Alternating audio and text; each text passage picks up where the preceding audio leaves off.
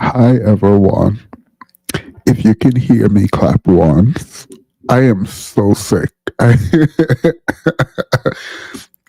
am so sick. I have not worked from home in a very long time. So working from home has been really strange for me. But welcome, Juan. This was supposed to be a live to drag Ben Shapiro. I was about to drag Ben Shapiro for filth, but I've decided that I I can't I cannot. I need to open my throat chakra first. Um I need to open my throat chakra before I drag anyone. So like too under the weather. But next Friday hopefully I will address Ben Shapiro because girl. Anywho, separately, I am not feeling very well. Every time I'm supposed to move, this happens. So at this point, I'm just allergic to moving. Um, and y'all pray for me while I go through this. I have lost a ton of weight. um, and while that I'm embracing it, but I'm going back to the gym and I'm going to start eating as soon as I get a taste back in my mouth. I do not know. I don't taste anything. So, welcome everyone. I can't do anything tonight besides rest. So after this, I'm gonna go rest. But I appreciate you all for being here, being with me. This is like a membership live, and if you hear me sniffling, coughing, whatever, just know that I am doing my best. I am doing my best. All of today, I was told to rest, and I had to work, so ain't no rest. All right. Happy Friday. Welcome. I would come on camera, but the color has drained from my face. Like I look like a ghost. Like it don't matter. You guys can hear me clearly, right? Like my voice isn't completely annoying, right? All right. So thank you all. We're gonna hit the intro and then we're gonna come back and we're gonna learn to be wives because instead of going over Ben Shapiro and his idiotic take about sort of if you're broke, just leave and go find somewhere cheaper because apparently people just moving about and that's the history of America. It's the same thing he did when he said, if your house is going underwater, just sell it and move somewhere. And I'm trying to figure out, like everyone was, who are you going to go sell a house underwater to? And that man broke through the wall and asked if we're selling it to Aquaman. And I think that's why the libertarian view is so idiotic and annoying. And because Ben Shapiro is rich, even though he's getting dragged across Beyonce's internet right now, I'm gonna leave him be. Talking about Beyonce, she was hanging out with Kim Kardashian, it seems, and that just pissed me off. That pissed me off. In good Kim Kardashian news, I did appreciate that she came out. I've never really said anything positive about Kim Kardashian, so here's one. Apparently, she failed the bar. And she came out to let us know that she failed the bar and that she was working to take it again. And there are no shortcuts. And I mean, there are shortcuts, right? Like you have a bunch of money, you don't have to go to law school, you're over there learning the law and all of that. You can pay a bunch of money to have all kinds of access. And I think that's what she's doing. But at the end of the day, she has to take that exam. And that 2 day exam really destroyed me. I'm glad I did not have to take it a second time, but I do like that she shared her experience. I don't know a lot of people who failed the bar, but I'm sure a lot of people failed on their first try and just keep going. You know what I mean? Just keep, just keep on keeping on. So I did appreciate that she shared that. Anywho, I'm going to hit the intro. We're going to come back and we're going to, instead of learning about Ben Shapiro and talking a little bit about how he ushered in the group that he now hates, the fact that he made a video, like a 40 something minutes long video, dragging Nick Fuentes as if he hasn't been the center of racism himself, but now it's anti-Semitic, and the people hating everyone else. He has a problem with that. I have a problem with that. I just want to point out the hypocrisy, right? So when people are dragging black people through the mud, all was fine, right? All right, got it, got it. But we'll talk about Ben Shapiro next year. We'll talk about Ben Shapiro next year. We'll talk about Beyonce some other time. And if I don't feel better, I'm going to just make a video quickly on that pastor, because the video coming out Tuesday will be on that pastor that called that woman a demon, who called them for baby formula. That didn't sit right in my spirit. And as a fellow Christian, it is my responsibility to drag my fellow Christian when they do something wrong. All right. So that's that on that. Welcome everyone, and let's hit the intro and get into learning how to be wise.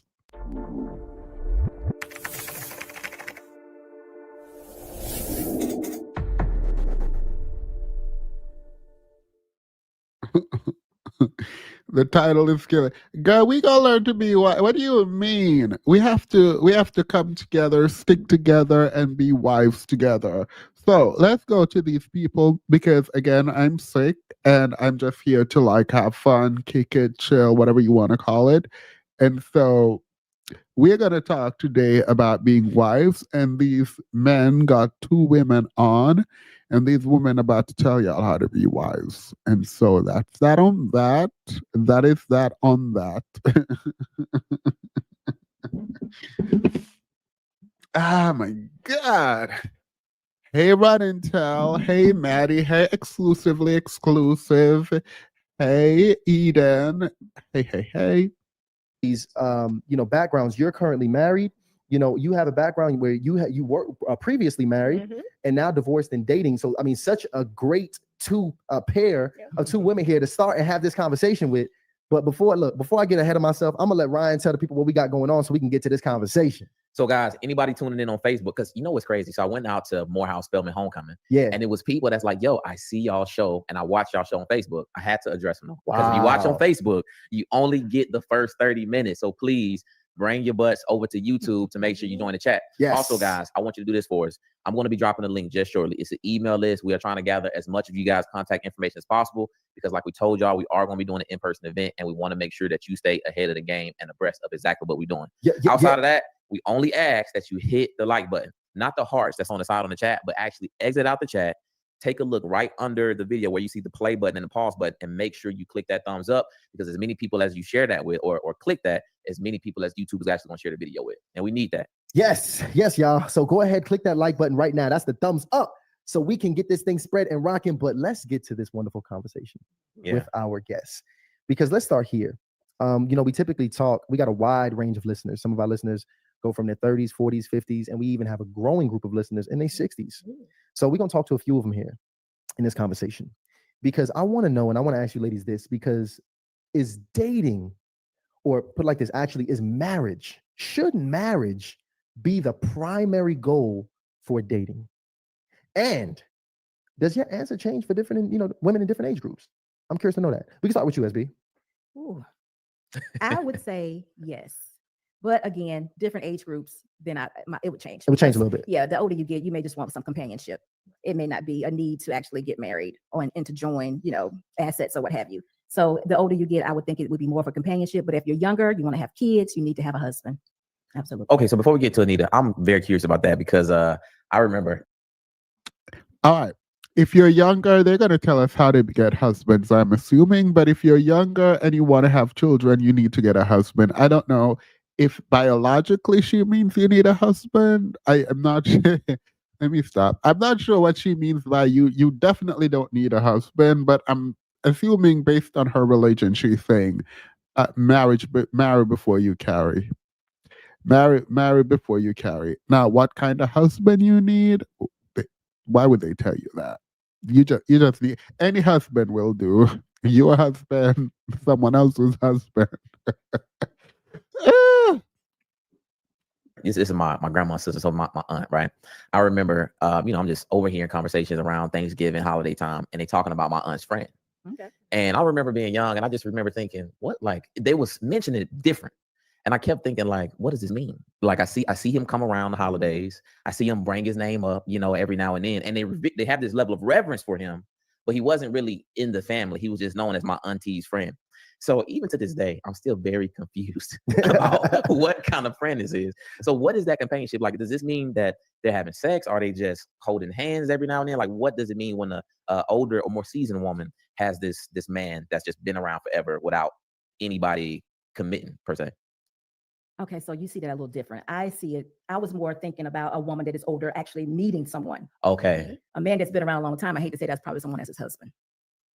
Wow. Yeah, and she just couldn't marry him. But to answer my question, to go back to what I was saying, when you're older, you just want companion. You want somebody to spend some time with, sit on the front porch with, go to the movie theater with, things of that nature. And as far as intimacy, you all decide what it is you want to do. Sex is not maybe the, on the front line of everything. But if y'all can still, have sex, then maybe you will. Is that not friends with benefits? Not as an older person, probably not. But I don't think they would call it that because they both probably still have everything separately. She probably has a home, he probably has a home. So where's the benefit? It's just more so is I just like spending time with this person. If we decide to touch each other, then we do. It's a mutual agreement. It does happen, but it's not like nobody's putting pressure on each other. If she doesn't do it, he's not gonna be like, I'm gonna find me another friend. Right. It's just a mutual agreement. First of all, we gotta have a family meeting with Ryan family real quick. I think auntie might have been. Well, the thing is, I think a lot of older women have that, because that wasn't the first time I've heard that around in my family. Like, especially coming up, I would just know these guys that one Christmas he's around, then 2 more Christmases later he's around, but everybody know this dude. Yeah. When he passed away, people in my family was at the funeral. Like, so I was just confused. So let me tell you why this is so common. I didn't look, Ryan. I'm gonna tell them the same story I told you a bit earlier. This is a ratchet story, but young lady reached out to me and said, "Yo, Ty, I really want to ask you some questions. I need some help." Sometimes they do this, and I really don't respond. But I remember this young lady from high school, so I said, "You know what? Bam, shout out my number. We have." How much you want to bet he lying? How much you want to bet whatever story he's talking about right now is a whole lie? I don't know this as a fact, but I feel like whatever Dusty Disgusting Degenerate useless weekend nothing be of a story he's gonna say right now is a lie. It's a whole lie. He make up a woman in his head who came out to ask him about some man, and he just making this up. I promise you that. Let's hear it. On the phone. This young lady is trying to become a flight attendant and also is going to school to get her dentistry degree, doctorate. So she's very busy. Not only this, she's been dating this guy that she did because he was doing this. She met him through doing hair because she does hair. So the brother was very smooth, cool brother. Used to come over after work, spend time with her all the time, regularly. They built a really good relationship, and she even introduced him to one of her. This was a little church, one of the guy. I actually know this brother from high school too. Guy best friends, supposedly it's platonic, whatever the case is, and I kind of believe it. But anyway, that dude even checked off on the brother. She was like, "Yo, everybody checked off on this dude." Come to find out, the young lady gets pregnant. Okay, she calls the brother up and says, "Yo, I'm pregnant," and he says, "Man, I'm so excited. We having a baby, right?" Okay. He's excited about the baby that's coming. Wow. Weeks coming down to it. She gets a call from the brother, and out of nowhere, it's a completely different conversation. This brother starts to come clean. This brother admits on this conversation, not only does he have a son, but he is now married. Damn. Okay. So this brother is married with a son. And now this young woman is 2 months pregnant. And because he delayed to tell her so long, and I think she had a few weeks to make this appointment to not be pregnant anymore, which she told me was her plan. What her plan was, she didn't know she had. Yeah, I was waiting for one of y'all to catch the hairdresser, flight attendant, dentist, pipeline girl. Because, like, a period. Sorry, I don't want to start coughing. So let me just let's just assume he not lying, but we all know he lying, girl. 2 weeks, it was limited time because of where she was in her pregnancy, and she kind of because of all the classes and everything, she put on the back burner. When she finally went to the clinic, they told her she's beyond this point. And what she was asking me is, yo, Ty, like, I'm so confused. Like, I never was the kind of person that would even have. My last boyfriend was all the way in high school, and you know, I'm on track in life, and I run into this situation now. I'm pregnant. I'm about to have a baby daddy, and I don't even think that I'm gonna be able to keep this job and this career because I'm about to have a baby in 7 months. While all of this is happening, all this momentum I built, and then she goes on to ask me this: Ty, there's other guys that want to date me. Should I look at dating while I'm pregnant? What? I promise you. She listen. Yo, why these men just lie? Like, sorry, by the way, this is not an in-depth analysis of anything. I'm too sick for all of that. I'm just here to talk. Why are these men lying? So a woman called you who is a dentist, doctor, lawyer, flight attendant, hairdresser. And she's like, oh my God, I've never done any of this. My last boyfriend was in high school, and I'm with this guy, and I got pregnant, and the guy told me, hey, I am married and I have a son, so bye. And she's like, now I'm pregnant. I don't know. Did abortion come up? Probably not. And I want to date while I'm pregnant. Right? The way, and what if she's dating while she's pregnant? Anybody care nothing about that? Cardi B had a full-on relationship out here, and y'all praised her for it. She a whole astronaut. She can figure it out. Listen, this young woman was confused. She was truly confused. But again, she got caught up dating a man while he was married. And this brother pretty much communicated, yo, I'm gonna work this out with my wife. I'm gonna work this out with my wife. So this is a thing where women are actually dating men that are married. I didn't mean to bring that up, but I thought it was just relatively relevant. Yeah, because I vote. Yes. Yeah, women are dating men who are married. Men are dating men who are married. Everyone dating men who are married. So let's go back to the first statement about before you have a child, get a husband. What kind of husband? Because if these husbands are out here impregnating other people than their wife, apparently any husband will do. Right? So, like, how do you tell that your husband is not the husband that is going to have a boyfriend? How do you tell that your husband is not the husband that's also going to have a girlfriend that you don't know about and they don't know about you? How do you know this? Married men are are just out here dating everyone. Men, women, everyone, girl.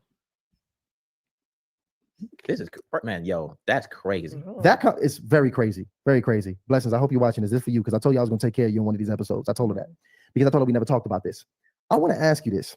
How is there any way a woman can tell that a brother might be married in the way he's moving or operating with her in practice? I think so.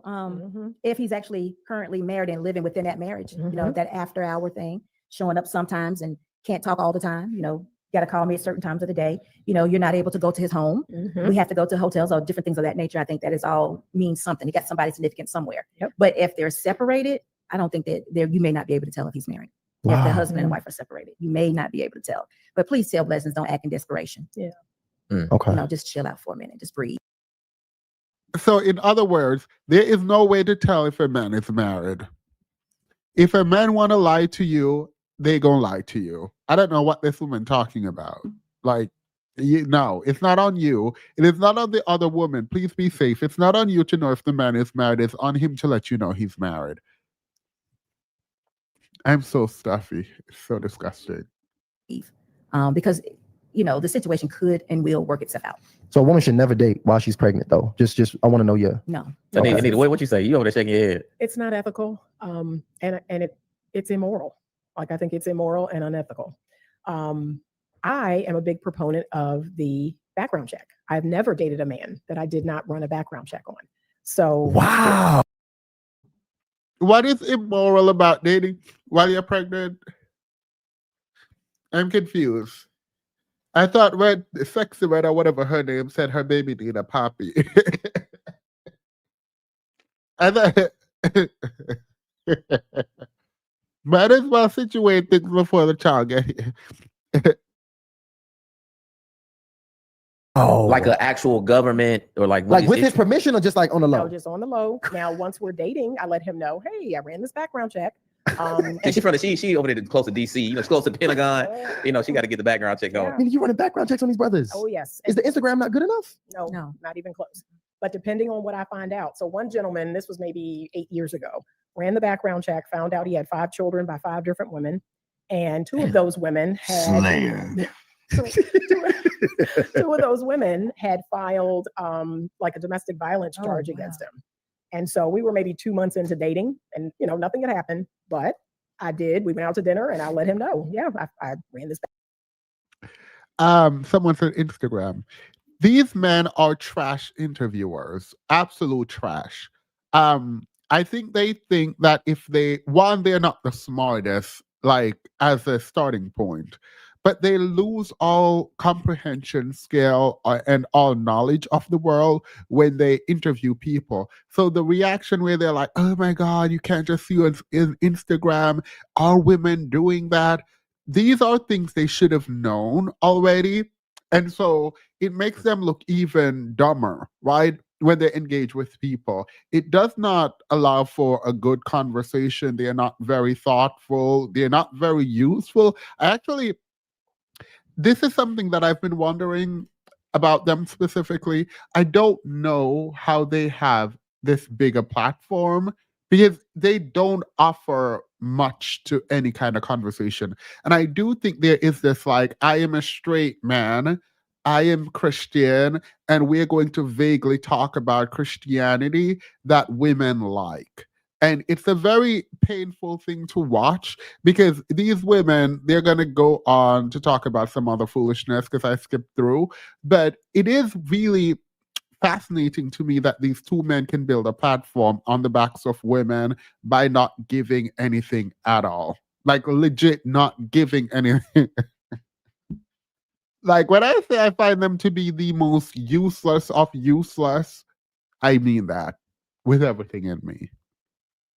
The light skin more than the dark skin, but they're both dumb. Background check on you. This is what I found out. So I'm good. You know, I think I'm good. But that's what I suggest is that you take every precaution that you can, especially as a woman. You need to be safe. You need to make sure that you're safe physically, emotionally, spiritually, mentally safe. Wow.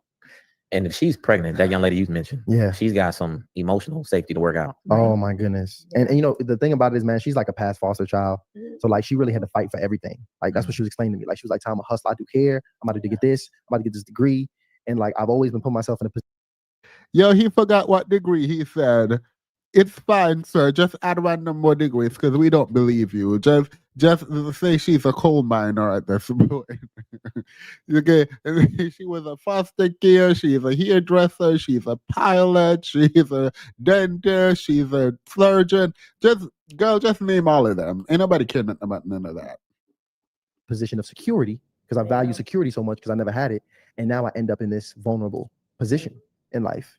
And it was really sad hearing this story because I could tell she was just lost in this place of confusion. And I know, you know, whether intentionally or not, you know, some women end up in there, and that's just the reality of what, you know, sex can bring into your life. Like that's the reality of it. It's just exposure out there. It's risk out there that comes with opening yourself up to people that you don't really know. And even as a brother, but I'm gonna say, but women, they just got it different because y'all literally have to literally carry that weight. But SB, what is it? I mean, are men just that smooth, or is it just something that? Because it sounds like this young lady is a very intelligent lady. I mean, you talk about these different things that she's doing to improve her life.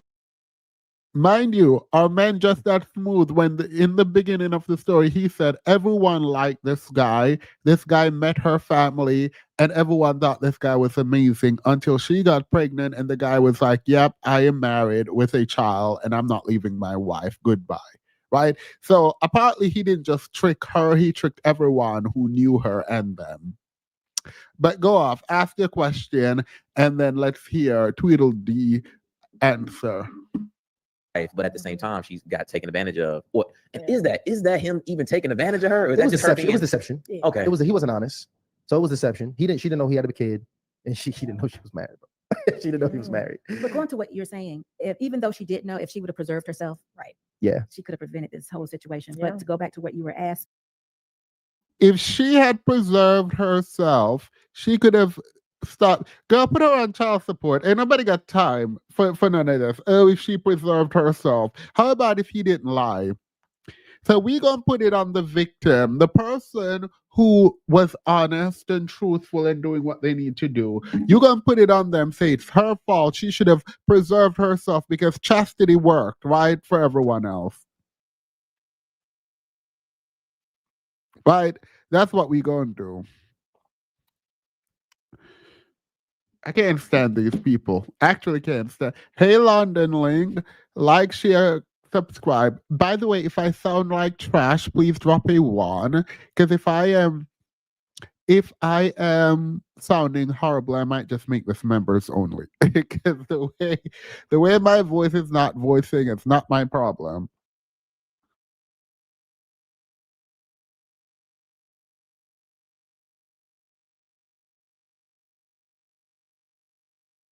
Wait, y'all play too much. Not y'all dropping a 1 for real. Themis, are you sick? Yes. I look a mess. My face look like I'm Skeletor. Like if you see my face right now, like it look like I haven't eaten in days. I haven't eaten in days though, because like I can't eat. Like I legit like I have no taste for anything. So we'll see how that goes. I've been drinking protein though. It's like ilk. All right, y'all. Please leave me alone. Leave me alone. Ask that question again, the way you asked it. So I'm just trying to figure out, is it just men that are just that smooth, like they criminals and thieves in the night, or are some of these women just, for whatever reason, more susceptible to being fooled than others? No, I think that women just naturally, innately love men. Mm. And it's quite easy to submit to them. Now, women are gonna go crazy, but that is a very submissive position to lay up underneath a man and him impregnate you. Right. Yeah. Whether we want to admit to it or not. So it's just natural for us to do that. And if he's saying the right, and he was a husband, just think, so he is that person. He's kept. He knows exactly what to do. He know how our home, how our home looks. So he was giving her all of that and all the things that she wanted to hear. He was also saying that because that was his life. Maybe we're just not getting the whole story. Right. It could possibly work out. Obviously, he cared about her, right? Hopefully. Hopefully. I mean, he sounds like psychotic because I mean, to be happy about it and then call later, he just sounds honestly, I don't even think he's psychotic. Believe it or not, I think a lot of brothers are like him because we talked about that in the last interview. A brother who starts. A lot of brothers are like him, so trash. And this need to identify with other trash men is weird. A lot of brothers are like him. Watch him sit up here and make an excuse for why this man with a wife and child was cheating on his wife and child and impregnated another woman and left her a single mother. Watch how he tries to find an excuse or an explanation for it. The issue that I have is the self-ID here, the identification with this fictional character. It's getting that itch where they want to experience something new. They marry, they want to try something new. He's probably not confident enough to be able to just communicate his situation because the reality of the situation, a lot of these women, you tell them straight up you married and you can still have the same situation to play out. But see, because he's not confident in that kind of man that is going to communicate even his deviousness that he wants, he decided to go the deceptive route. But a lot of guys, feel like they may want to be single, or they may want to try a new woman, or feel like they no longer want to be with their wife and have that emotion, that feeling. And he acted on it, got the worst of the situation, because a lot of guys might get out scot-free. They might just have some sex with another woman, realize, you know what, I want to work it out with my lady. Yeah. He ended up putting a baby in that young lady. Wow. And now he made a decision that and at the point of that conversation, she said, Ty, I was so pissed off with him, I just hung up the phone when he told me. He doesn't even know I'm keeping the baby. Wow. So he don't even know what he's created. I'm hoping that they've had the conversation to this day, but unfortunately, so you did no check-in. You did no check-in, and she keeping the baby. Good. I don't know. Maybe she wanted a child, girl. Because y'all be keeping baby. No, let me stop. Do what y'all do. Do not listen to a fruitcake about your bodies. Keep the baby, period. Couldn't be me because I can't get pregnant. So that's that on that. I think that's a common thing. That's why we can't make long-term decisions on short-term circumstances. So we just have to move smart. And the reality of it is sex, as quick as that orgasm, I was about to get back to you. As quick as that orgasm happens, we think it's all over with, but we don't know. Listen, all the long-term things that can come with that 4, 5, 10, 30, 60, however, whoever you is, listen, a lifetime can come along with that. So we just got to move smarter. SB mentioned preservation. Got to. Okay. Yeah. She about to piss people off. Yeah. So what exactly does that mean? If a woman that wants to be married, she needs to actually preserve herself until that time. I'm moving it back now. We're going all the way to the day we actually get married. Yeah, don't listen to this woman. Do not listen to, if you want to do you, like, period, but like this idea, oh my God, abstinence is how you get there, is one of the absolute worst. It is absolute. Here's the thing, no one is following this, right? And because you're teaching it, you're not teaching anything else with it. And so you just go walk around blaming women for not keeping themselves safe, keeping themselves, quote unquote, pure, right? While you're not telling the men to do the same. You're not telling these men to keep themselves pure until their husbands.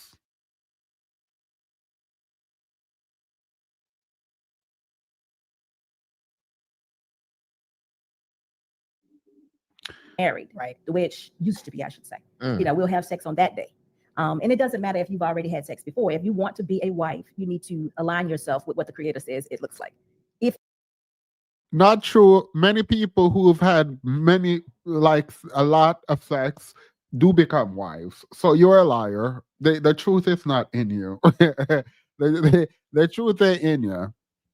The truth ain't in you, girl. Ain't nobody listening to none of this. If you want those good results, this is my opinion. So first thing, just like you said, there's this thing called post-orgasm clarity. Yes. You always get good sense afterwards. Okay, if you stay away from sex, you can have good sense all the time. Yeah. So just stay away from it. That is literally the opposite. That is literally, if you don't really, let me stop. But like for the reason that exists is because when you are in whatever mood, you become one-track minded, right? And if you don't get out of that, you'll just be that way. So this doesn't actually make sense. I don't want to talk about this because I find it very vulgar. I find it extremely vulgar, but absolutely not. This is not true. And then you'll be able to walk your way through these relationship eras, because I bet he put out so many red flags that he was married. So many, every day. And she just loved everything about him. She didn't see any. He did not put out so many red flags that he was married. Everyone around her, including her, loved him. No one knew he was married. She didn't know he was married. That's a story this man told. Now you want to blame her talking about, oh, she knew. She did not know. How do you know you don't even know her. You don't know the story. You don't know anything about it, but you're ready to blame her. You're ready to blame her that she didn't know a man was married.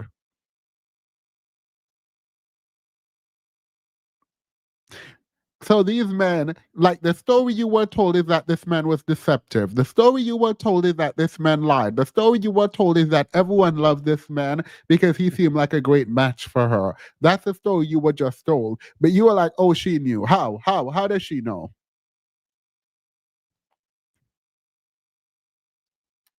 The husband has a wife and a child, and you're blaming the woman by saying, oh, she knew. She should have known. She should have kept her. Girl, shut up. Ain't nobody got time for you and your useless conversation. This inability to hold men accountable is actually what's going to drive the society down. Like, ain't nobody going to sit up here and talk about how, oh, you should have known better. You should not have known better when a married man is lying to you about his marital situation, impregnating everyone.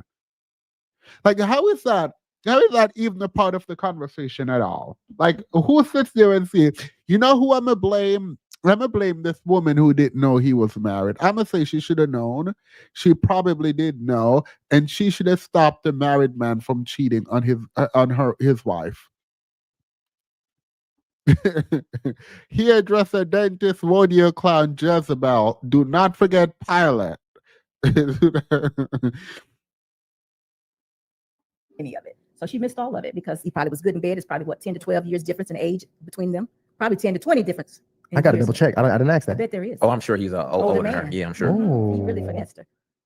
I want to ask you this. So let's actually talk about that, because as far as age gaps, and you talk about women dating men that's 10, 20 years older, do you think it's wise that a woman date well above her age, or and when is that is it just a certain age you should look to get way older, and when is it no longer a good age, if it is at all? Like, kind of walk me through that.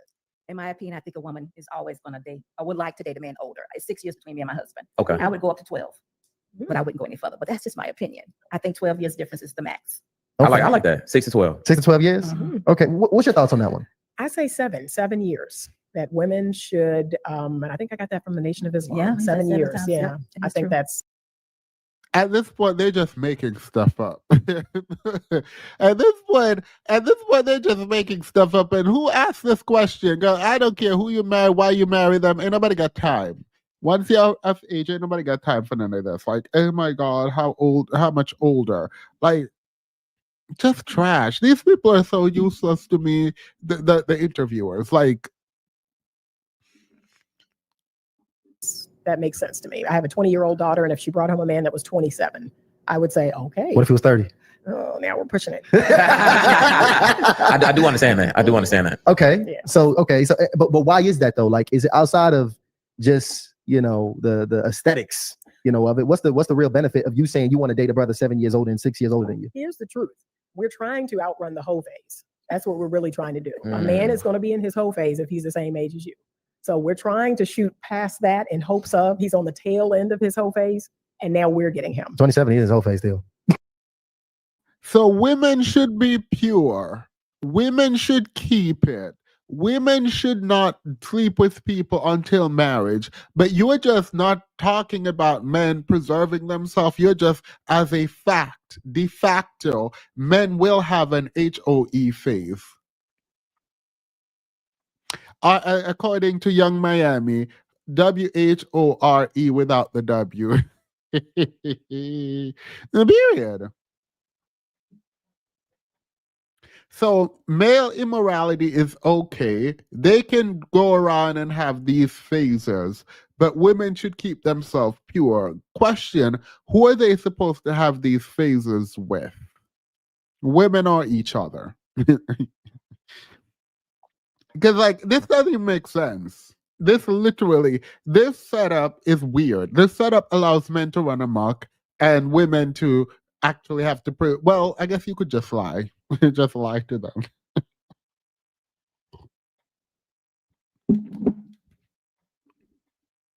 It just And it depends. depends on where he was raised and where he was Exactly. around and so on. But in this culture, 27 is still whole It face. is. But in general, 7 years, I think that's going to be a more of a better match. Yeah. The man should be a lot more mature. Right. He should have some things that he could, impress upon. Mind you, these women believe in submission and male leadership, but these men the younger women have to get older men because men their age cannot settle down and be quote unquote leaders. But for some reason, these dusty, disgusting, degenerate people still believe that these men are in fact the leaders. That literally makes no sense. That literally makes no sense. So the people who develop slow, the people who can keep it together, if women can keep their purity, their chastity, whatever it is, but men can't, it feels like one of these people have more control than the other. And control over oneself, I think, is a prerequisite to being a leader.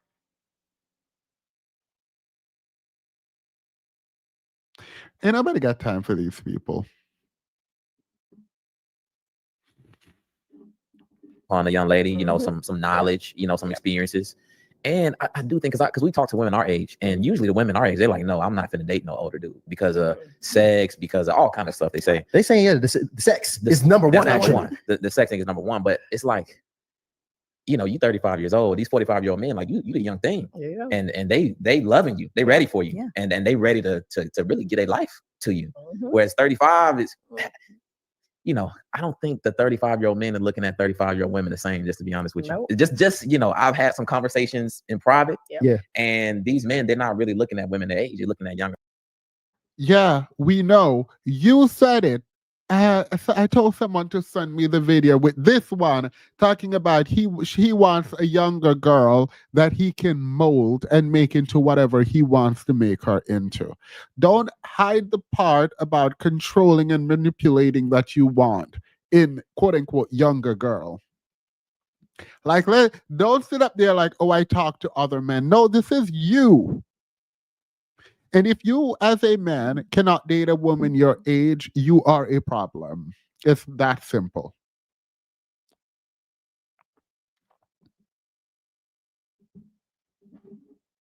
Women. Yeah. And of course, that's a safe generalization. Dr. Tar, we did an interview with him. He talked about the different phases of men's psychology when they hit different phases of their life. Amazing, amazing interview if you have not watched that joint. He talked about in the 30s, typically, men are still not yet at large looking for marriage in their 30s, whereas men in their 30s aren't looking for marriage, but y'all out here learning to be wives. Y'all go. Men in their 30s are girl, I can't do these, man. Like at this point, I understand why there is a mass exodus of women from these men, because this don't make no kind of sense. How are you in your 30s talking about you're not ready for marriage? And that's psychology. he said something special happens with men in their 40s because that's when they probably had their first doctor's appointment all by themselves. Yeah. They probably broke their first bone or got some bad news or whatever the case might be. And they in this doctor's office, like they having these experiences now where they look at life very different. This epiphany hits where now. Oh, they want a maid. Got it. They want a nurse. In their 40s, men try to get married because that's when they have to settle down with one person to take care of them. So they're looking for a mother, a nurse, someone to take care of, a maid. Got it. So a caretaker. They want to, here you go, a caretaker. Got it. Cool.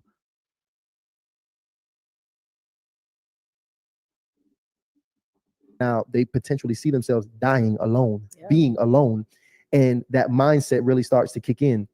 So I agree that typically is what it is. So even, do you think that Demas, that's contradicting. So young women should date men in their 40s. Yes, that's what they're saying. That's essentially, because if you want to marry and they're saying men in their 20s and 30s aren't trying to get married, but you should want to get married, they think you should go date men in their 40s that, like Karuchi Tran dating this man with no finger, no toe, no. It is what it is, girl. Do you? And do you, girl? Ain't nobody got time.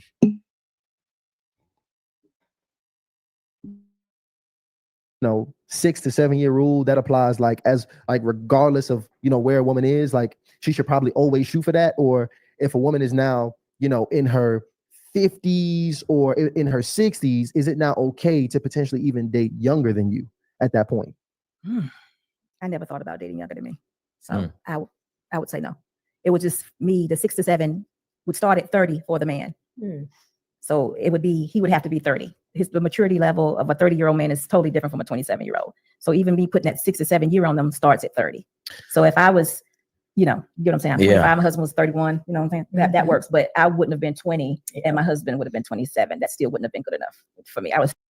Mind you, young men should be pissed at these men because these men, because they're growing old, this is a propaganda for older men to dip into the dating pool of younger men. But younger men are so mad at women, they can see that these old, dusty, degenerate, useless men are trying to get access to the women they should be dating, because you should be dating people around your age, right? And so instead of focusing on their older daddy or granddaddy, uncles, and telling them, yo, stay out of this dating pool and date people your age, they're trying to date your friends in college. These old, dusty, disgusting, degenerate, antediluvian men are trying to date the woman you were supposed to be dating in college. And instead of taking the fight to these men, you try to get mad at these girls. Because at some point you have to recognize, wait, if y'all are telling these young girls to date older men, who these younger men gonna date? They gonna have to wait until they're in their 30s to be dating? That's what you're telling. Because in your 20s, you can't be dating teenagers, right? You can't. That is a problem, right? So you gonna wait till you're in your 30s? No, that's the problem.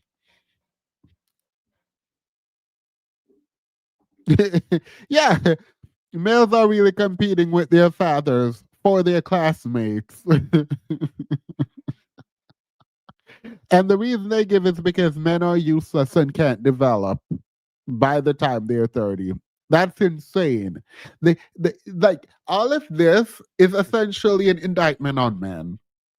All of this is an indictment on men. Like, let's be very clear.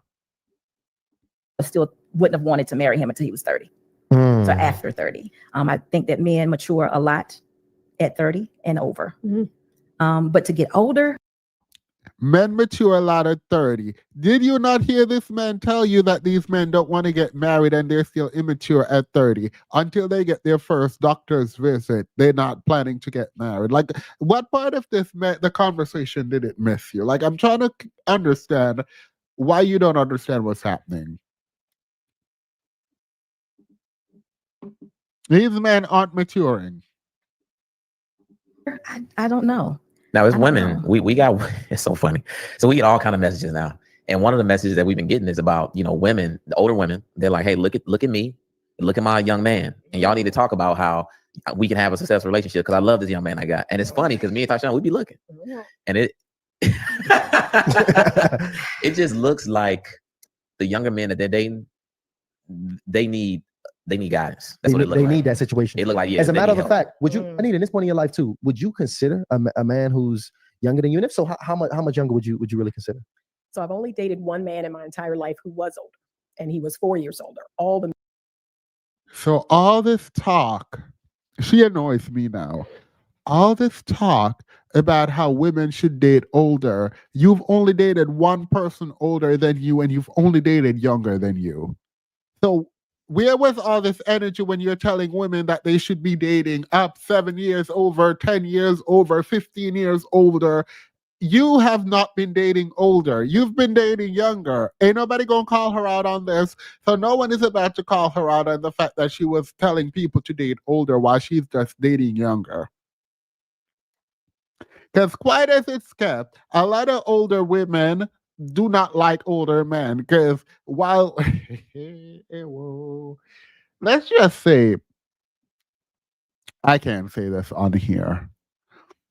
If it don't work, it don't work, girl. If it and it's probably easier for a woman to date down than a man to date down. Because when a man dates down in terms of age, a lot of the time he needs medical intervention to continue the process.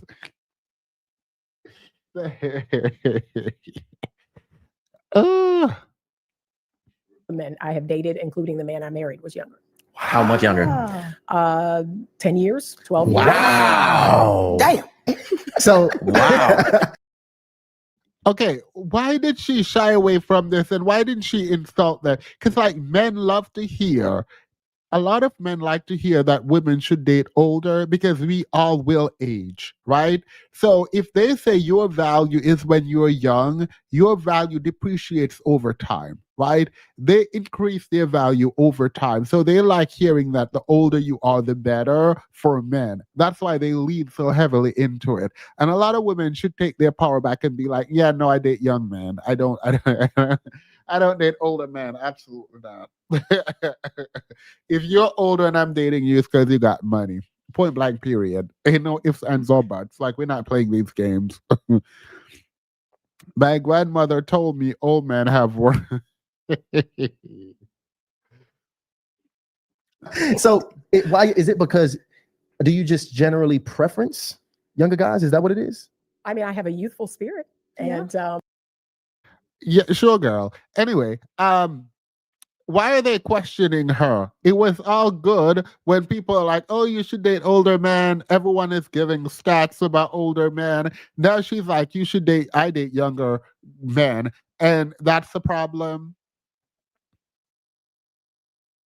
I mean, she said she give younger spirit. Let's hear about this younger spirit, because ain't nothing. All right, girl. I'm youthful and adventurous, and the things I want to do, older men don't want to do.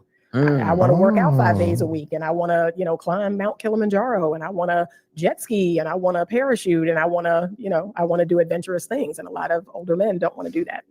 Wow. I can see that. I can totally see that. And you know what? Yeah. First poll of the night. What you got? I want to know how many women would marry a younger man. Let's ask that. 100%, right? No, I mean, they found somebody I mean, that first of all, What is They- younger though? I mean, yeah. Well, let's get some more detail. on okay, that. well, marry a man 7+ years younger. Yeah. Do you want to go 7 or 10? Because I mean, This is the thing.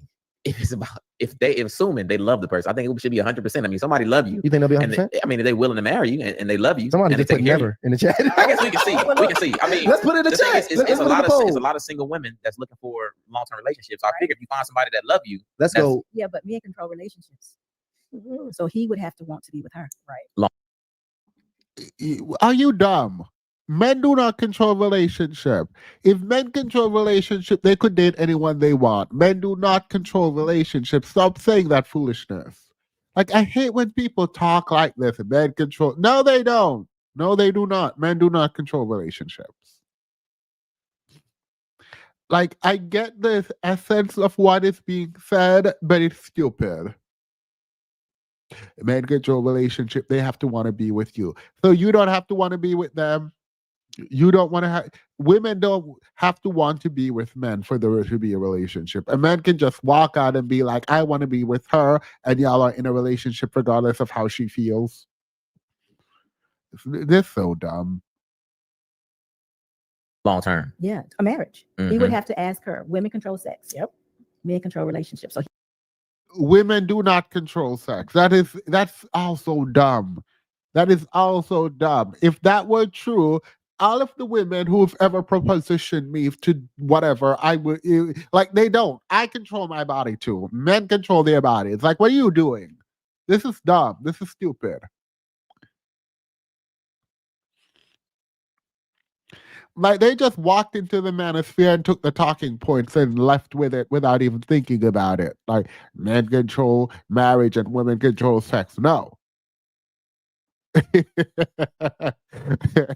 Is this mental women senior edition?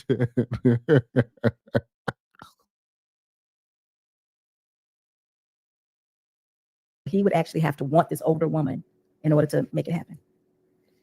You know what, y'all? This is not fair for me. I've been married 28 years, Okay. so I Wow. have no idea. Right, But in my mind, I don't think I would date anybody younger, ever. Mm. Especially not 6 or 7 years. You know, maybe a year or something like that. That wouldn't matter. But 6 or 7 years, oh no. Mm-mm. Well, Interesting. psychologically speaking, they have said that technically younger men and older women are a perfect match Really? for a lot of reasons. No one said that. I ain't looked this that up. I have never looked this that up, but this woman lying through her teeth. No, ain't nobody said that. Girl, if you want to date younger men, go and date younger men, but don't try to hide behind no stat talking about statistically speaking. You know, they said older women and younger men. No, period. Just do what you want to do. She defending her young king, as she should. I support her, but like, girl, don't sit up here lie. ain't no research said that. No one said that, girl. Wow. Okay. Hold on, wait. Hold on. Hey, she got Yeah, I some. want to pause on that poll. What you keep secrets over there? Yeah, What's the you reason? keep it. So there are sexual reasons where women 40 plus, where we've reached our peak, especially if you can't procreate anymore. Mm, Sex is purely recreational for us. mm. And we have a lot of experience in that area that a lot of young men want to know about. And your Oh, dri- yeah. and your drive is actually a bit higher as Yeah. well as you get. It sure is. Interesting. No Yeah. consequences with that one. Interesting. Yep. And he'll get up and cook a meal afterwards.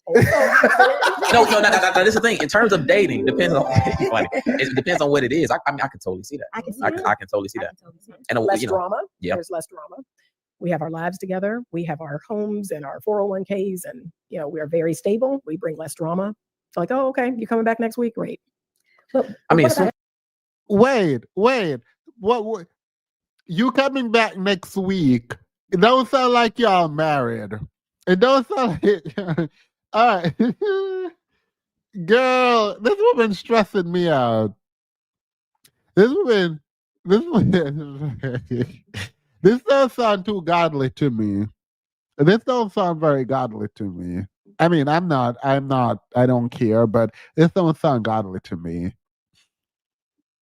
a relationship though. See, that's my thing. Because Yeah. assuming you got a beautiful older woman and she's gonna do all those things, absolutely, I'm up for it for Mhm. an experience. Mhm. So, is there some level of inherent risk that comes with dating a younger man because he may not actually be willing to move forward with a marriage? But again, as SB has already spoken to, a lot of older women want companionship. Yeah. They don't want to get married. They're not trying to intermingle, their good job. Maroon Tiger is getting blocked. Maroon Tiger is getting blocked. You're getting blocked. Because what do you mean?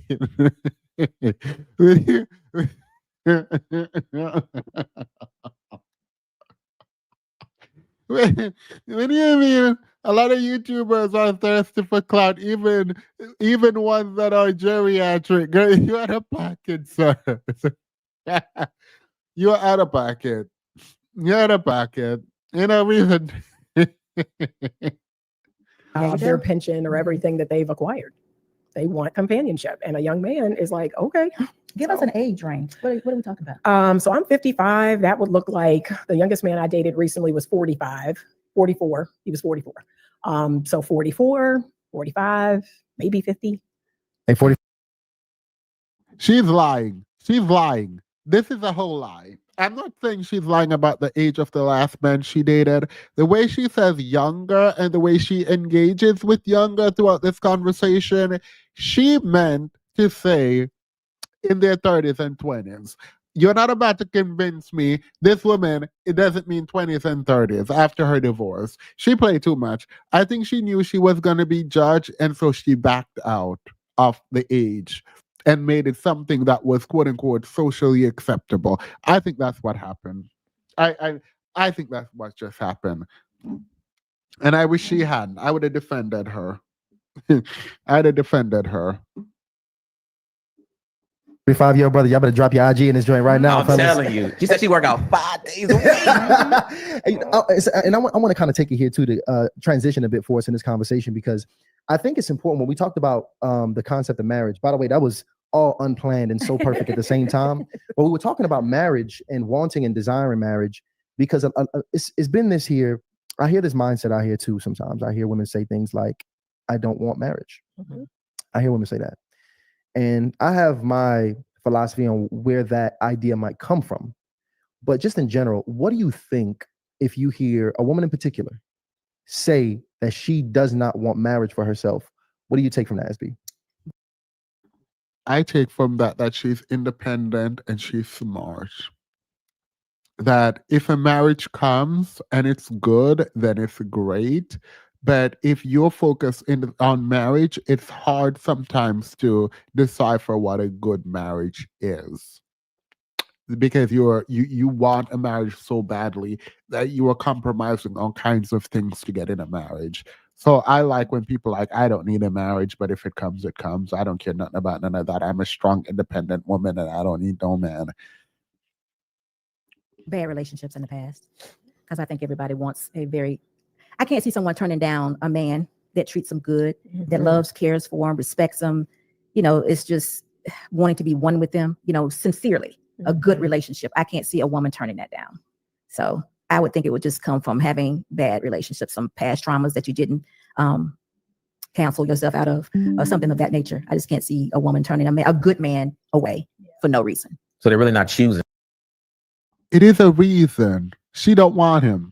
That's a good enough reason. I don't want to be with you is a good enough. No is a complete sentence. I don't want you is a good enough reason.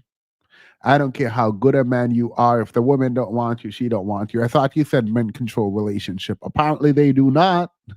If women can tell men no in terms of a relationship, apparently men do not control relationship. We'll come again. To be single, it's more of some hurt. Yeah, that's what I think. And they just haven't gotten help for that hurt, and they just kind of not necessarily labeled every man, but basically labeled every man. Yeah. Don't want to go through it because they're afraid. It's a big fear that this could happen again. Because I love my husband, I even like him. Yeah, so it can happen. Mm-hmm. So same for you, Anita. You think it's some past? I believe issues? that deep inside of every woman's DNA, she wants to be owned. She wants.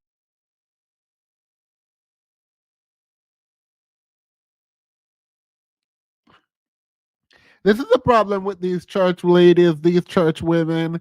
This one is dating younger men, talking about deep inside every woman's DNA, they want to be owned. I wish I was healthy enough to drag, but the way that I'm tired and my throat is not throating, I can't really drag how I want to drag. What do you mean deep inside every woman's DNA they want to be owned? Because they're property. Because they're property. If y'all don't get this old archaic notion about men and women out of here, I am so happy for millennials specifically and Gen Zers and Gen Alpha coming up. Like, I am very happy that these people are online dragging, because these women are like, girl, ain't nobody got time sitting up here like, oh, women want to be owned. How about no, because you're not property and slaves?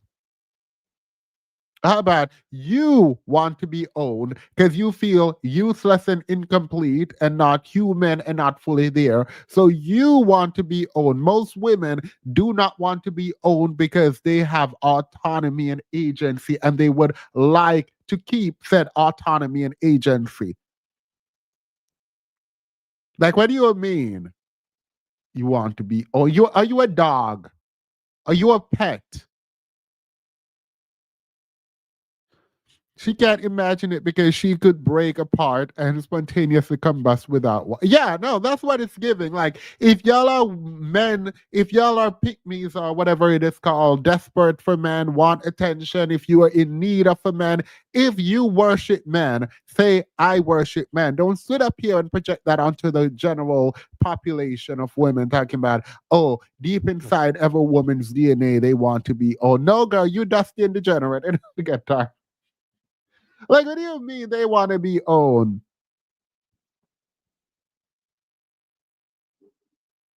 Wants to be owned by the man that she is with. Absolutely. And let me clear that up.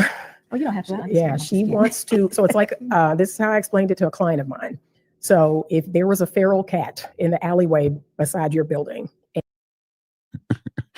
Not women are feral cats, girl. They said women are feral cats. She said women are feral cats. That's insane. Mind you, these men again are the ones they say do not develop till they're in their 40s. And every now and again you went out and you fed it or you gave it milk and you pet it. That's one thing. You know, that cat is out there on its own and it's just fending for itself. It's another thing if you go out there and you take that cat in and you bring it into your home and you clean it and you treat it for fleas, and it knows, it has a security that, you know what, I am owned by this person. I am no longer feral. There are a lot. So in this analogy, who would be the feral cat? Because it don't seem like women are the ones who need to be taken in and cleaned up. It feels like y'all have been saying men are the ones who need to be taken in and cleaned up. So it wouldn't be the woman that's the the feral cat that needs to be cleaned up. What do you mean? Women are feral cat that need to be cleaned up and taken in and fleas removed.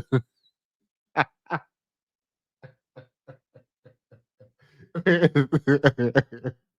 why y'all ain't tell me y'all got fleas? I'm pretty sure their platform is filled with men. A lot of feral women out here. Feral women. Wow. They are not properly contained or owned by man. And they have no idea what that even is. You know, it's like I said, in a real. There are a lot of feral women out here because they're not owned by men. That's wild. That's what. This is not even patriarchy and misogyny. This is demonic. This is like demonic on a deep level coming from another woman. Like, to say that women need to be owned or they're feral is wild. That you need a man to own you or you're feral is an insane proposition. And Dusty 1 and Dusty 2 just sitting up there laughing, smiling, not even pushing back, no engagement at all. At the demonic foolishness coming out, not even in the Bible. Look, we can drag the Bible because whatever, but not even in the Bible they say you need to be owned by a man. Like, wait. That I created where I said we can no longer say that man is mine. I belong to him. That's seen as misogynist. Mhm. Yeah. But that's what I believe every woman wants. They want to be someone's. They want to be owned. Wow. Wanting to be with someone and have a place of belonging in terms of your relationship is so fundamentally different than being quote unquote owned. And she knows this, and she's trying to be inflammatory. Because what that guy said, I put some guy comment up here about people wanting clout. They are just being inflammatory. Had to contextualize that one. No, that was But good. no, I get it. That Like was good. I 100% get it. So both of you are just relatively on the page of like that generally is unhealthy. Yeah, I would say I like own because it makes the most sense. But some of us would relate more to being covered. Yeah. You know, you come from your father's home and he covers you, and you go into Right. a marriage situation and you're covered by your husband. And if that transition doesn't happen, or if you've never seen it before, you're definitely missing something. Right. Yeah. So Right. women want to be covered. What about Oh, what about yes. the brothers though? What about when you hear the brothers say that? Do you think it's the same? Is it the same situation with the brothers that a man that thinks I don't want marriage? Could he have had that same experience? I think it's all fear. Yes. Yeah. I think it's all based in some sort of fear. Okay. Right. And we know that fear is based on the family law. Like that's a fact. You know, as someone who counsels people and appears in family law courts, I used to be a gal, a guardian ad litem years ago. It's a thing. You know, the court system isn't fair. It Right. is not fair to men. A woman can show up and she can, for no reason at all, want to end her marriage, and she can take more than half of what they've accumulated. She can take the children. Here we go with this foolishness again. A woman can show up to court and for no reason at all want a divorce. What's the problem with that? Like, I don't understand. What's the problem? Shouldn't she be able to divorce if she want to leave? Like, I don't understand. Like, why are you mad? And how is that not fair? Choose better. Choose better. That's what you should tell. You've been sitting up here telling women how to choose better. Now you're mad that these men didn't choose better. Choose better. You should be able to leave a marriage. If he sneezed wrong, you should be able to leave a marriage.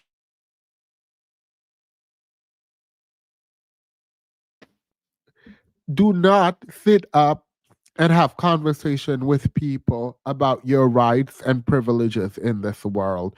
Do not support any legislation. Do not engage with, as a feminist, this is my position. You guys can take it if you want, but it is wild to sit up here talking about oh, you should only divorce a man for a cause. Absolutely not. You should divorce a man if you wake up one morning and say, you know what, I'm gonna leave.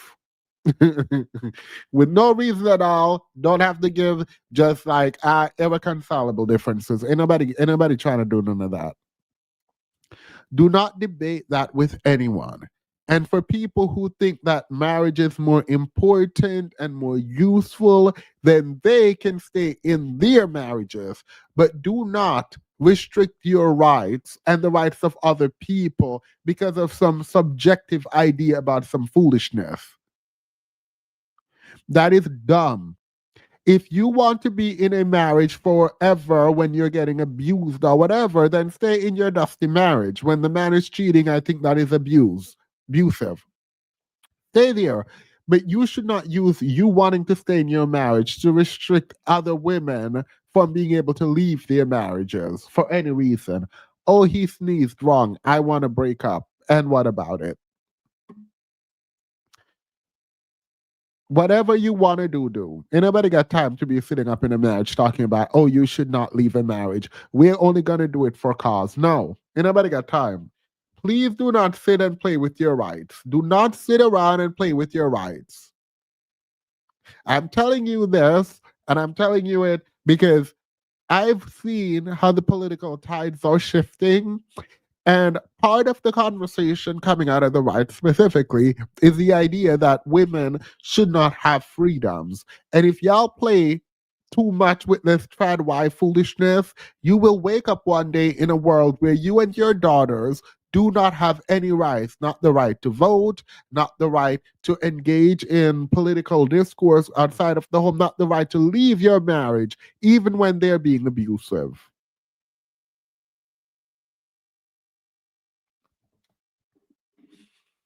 So yeah, it's a real fear. It's a very real fear that a lot of men have. Yeah, and also just the media in general, because I don't really see marriage, as ugly as it's promoted, Mhm. I don't see as many positive messages Yeah. about marriage in general. The hottest thing is the divorces Yeah. Oh, that's yeah. going on. Let's we need to talk about Samantha Lee we just had on the show. Actually, so and you get know your what? perspective on that. Let's go to the hard take. So Yeah. let's go ahead and actually, what we're gonna do, y'all, we're gonna actually play the video for our listeners that may have watched it. We actually had Samantha Lee come up on our show, which is the ex-wife of Tyrese, famous actor and singer, and she talked a bit about her experience with the divorce and even admitted that the reason for her divorce was because of the people she had around her. Yeah. And we'll actually play it for you guys so you guys can get some context. Y'all might have seen this on Essence, Vibe, Complex, BET, Candace Owens, Breakfast Club, everything. Yes. Go ahead and get a Do play. you Think you still would have actually gone through a divorce? Not at the time. Okay. Oh, I've never said this publicly. No, that's what we do. Hardly This is initiated exclusive, baby. The truth about the matter is that if I had different people in my ear at that time, I would not have made that decision. No. And that's the truth. I was very, very hurt. I was very angry. And I remember when I made the decision, I was like hysterically crying on the phone with my attorney. I was extremely emotionally intoxicated. I'm an extremely emotional person, but I know women specifically, there will be moments where they'll be like, I'm ready to be done. I can't stand this. You don't do this. And we're just focusing on these things. And because you don't have a certain person in your life to check you and say, sis, what about this? What about these strengths? What about what he's not doing? That can get you thinking about the positive aspects of this person that you may not be thinking about when you're upset. And so in those moments, you need somebody for that person. Yeah. All right. Yeah, that was a very controversial take, especially because Tyrese had put out a lot of information about kind of what was going on, what his opinions was about his experience with her, and it had been. I don't think she ever has come out and shared any type of information about her role in the divorce proceedings and kind of how all that. That was her first time. And before Yeah. we actually get into it, I need everybody here on the Facebook to come over to YouTube. Let's end that Facebook stream. Listen, this is the fastest we've ever had. There is zero way you're going to convince me that a happy wife who has everything that she wanted just upped and left the marriage and did not care to be in the marriage. You're not going to convince me. Mind you, I have zero reason to stop her or question her. Do what you want to do regardless of why. But you're not about to tell me that being with Tyrese was a walk in the park. Maybe if she had other women around her, she would have stayed because they would have browbeat her into staying. But you can't tell me she was happy. She literally just said she wasn't happy. And instead of these men engaging further in like, okay, you said these people told you to leave and they weren't supporting your marriage. Can you explain some of the things that went wrong in your marriage? No, they're just going to leave it as she just left just because. Over 1,000 people in the chat ever. It truly is. We got over 1,000 people in here right now. 1,100 in the chat. So what I want to do, everybody, we had 266 likes. Let's get. Mind you, it sounded like Tyrese was undiagnosed during his marriage, coming online, crashing out, and then coming out later to apologize for his. Tyrese is unhinged. Ain't nobody trying to do none of that. Get to 500 likes really quickly. Everybody hit the thumbs up so we can continue to push this message out to build up the room here. Get us to 500 likes really quickly, guys. We got the SB the SB game. And maybe she was a friend. And it's okay to do something and then reflect on it and think you were wrong, particularly when you were with a quote unquote rich man. And then you don't have the kind of resources you once had, and trying to figure out what that will mean. And there's probably a lot of like going back and forth mentally to figure out what the right thing to do is or was. You know what I mean? And capturing some of that online and using that to paint a broader narrative is kind of unfair when you haven't heard the full story. Gang up in here too, which is dope. Yes. Yeah. So let's go ahead and let's actually get to it. I want to actually ask some questions about that video we just watched. Esme, what's the first thing that comes to your mind when you hear that? She just seems so immature. It just seems like what she said she should have known. Why would you ever go to someone that speaks negatively about someone that you're mad at and expect you're going to get some good advice from that person? Right. I just expected more. I just seems as though she would have been more mature in her thought process, especially when you talk about ending your marriage. It's okay to go to a sister girl or a girlfriend when you just want to vent. Right. But when you're talking about actually ending your marriage, it just seems like she should have known better. Right. Wow. Right. What about yourself, Anita? I have a client that I'm actually counseling right now. And, I make people wait 30 days. You have to wait 30 days. You do not get to make a lifetime decision like that, especially when you're in high emotion. I make people wait 30 days. If you're going to separate, that's one thing, but you're not going to end your marriage until those 30 days passed. So I wish I do hope she means that she makes them wait 30 days when they're just upset and not when there's like abuse or something else, right? Because like that is one of the dumbest standard I've ever heard, talking about you go make someone wait 30 days before they leave a marriage. I hope there's a lot of caveats there around abuse and all of that. she had someone telling her that, which is wait 30 days, let your emotions calm down, get some wise counsel. Things could have turned out differently. But think about this though. Did she have her divorce attorney on speed dial? Right. I mean, Interesting. how do you just? Yeah, end up with it. Yeah. Right. I actually think that she No, because Idiot 1 and Idiot 2 did not investigate, or if they investigated, they don't remember like what the process was for the divorce. Like someone don't say, oh, I want a divorce and wake up the next morning having a divorce, right? So like there would have been a process and time for reconciliation. There's a lot that she went through and then she actually went through the divorce. So she wanted to do the divorce regardless of what she said. But these idiots aren't going to sit there and engage with her in the why she wanted the divorce, because they had their soundbite about her not wanting to have the divorce exposed, after the fact. she may have been talking to someone that was more influential in her life, like a mama. Oh, okay. So I think what think could that's she- actually what Tyrese was saying too. But what could the mom be saying? What are you saying? Like, what could she be informing her to do? Divorce her husband. You don't have to put up with this stuff. She don't like men. I Mm. don't care for men. I'm divorced. He ain't gonna be no better. It's gonna only get worse. All those things. Wow. Wait, so mothers are out there passing along these Oh, toxic yeah. messages. Yeah. And I think her mother's been married 3 times. Wow. Yeah. Her mother has 3 divorces under her belt. Right. I didn't know that. Yeah. I did not know that information. That's something that Tyrese should have probably. And you got one. So what about it? What about it? What's your problem? She got 3 divorces. What about it? At least she can get married 3 times, right? So it sounds like she can do what she want, how she want, when she wants. Yeah, she got 3 divorces. What about it? What about it? Like, why y'all hating on this woman for no reason? She got 3 divorces. What? You're not going to investigate each of the divorce to figure out what they were?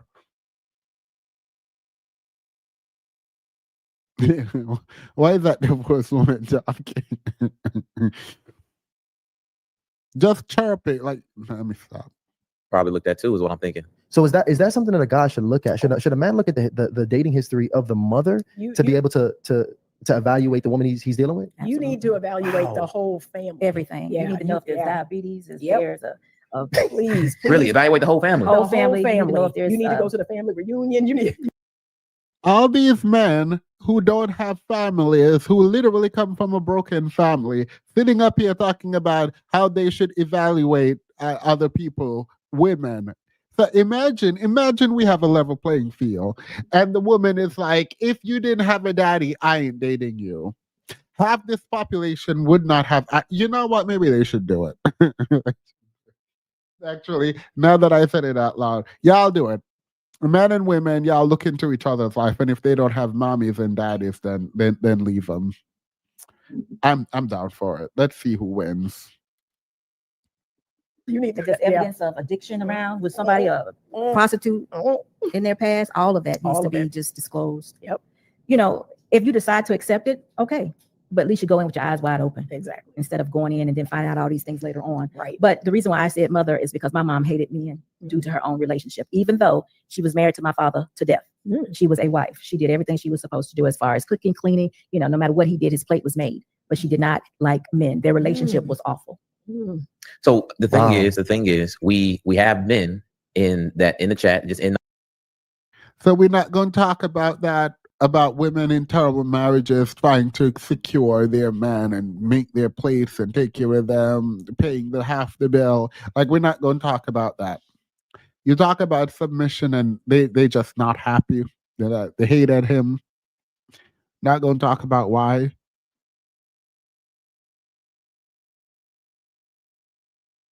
In our audience that I would say they may not come out and say this, but they are misogynists. And then we have women as well who are misandrous. Yeah. And I would say we got a lot of those women. We got a lot of them. I'm just being because you can read the comments and you can kind of tell that there's some things kind of going on underneath the surface. Oh yeah. So is it any like if somebody, even if they don't identify as misandrous, matter of fact, how about this? This one needs to get some more sleep. Them luggages under his eyes need to go. He can do like a lower blepharia or something, because like ain't nobody got time for this. If somebody was questioning where they stand in the spectrum, what are some indicators that might suggest I'm a person that is misandrous or And just to be misogynist? clear, misogynist is any prejudice against women, where misandrous is any prejudice against men. And I'm glad all of these people are part of the audience, by the way, because that's the whole purpose of the show is for us to come with It's to these come together exactly and have the conversation together. But go ahead. Right. So what are some signs that I might be misandrous? And then we'll go to Anita and some signs I might be misogynist. You would just, what did she do? It was her fault. Everything is her fault. She broke up the marriage instead of actually hearing, everything's a woman's fault per se. Or you lean towards Got you. a woman being the reason for whatever the situation may be. And as far as a woman, it would be, what did he do to you, girl? Yeah, I bet he did. He didn't come home last night. That might not even be the reason. I mean, none of that, all that could be wrong, but it would be the man being the one or the reason for the problem, even if it wasn't a problem. Okay, so everything that come out the mouth pretty much is the other person is at fault for the No situation. accountability, right? No accountability. It's the victim game. It's the victim game. Got it. Got it. Okay. That victim game, that's a clear sign. So And just an overall disdain, a contempt. There's a contempt that comes along with misogyny and misandry. There's just this contempt that I love men. I love that they created this entire world that I live in. I love that they're Men create what world, girl? You love the world men create. We know you love men. You ain't gotta. I promise we know. I promise we know. they're doing all the jobs that I don't want to do. No, I absolutely adore men. And Are women? Would you be willing to do all the jobs women do? I can find a bunch of jobs women do that you would not want to do. This is a dusty manosphere talking point, and it's so weird that she say men are doing the jobs that I don't want to do. Yes, so are women. A lot of women are doing jobs that you don't want to do. I saw a woman up in my office building cleaning the window, and I was like, wait, I ain't never seen a woman do this, and I would never. I would never. Just sitting up there worshiping men lying. To be fair, I don't know if it was a man or a woman. I thought it was a woman, but but let me just be very clear that I did not go ask this person's gender, so I actually don't know. It looked like a woman, so my bad. Sorry if it was a man, or ma'am if it is a woman.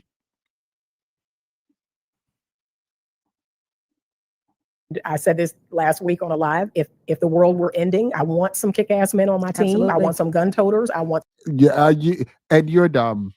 And you're dumb. If the world were ending, what would a man do?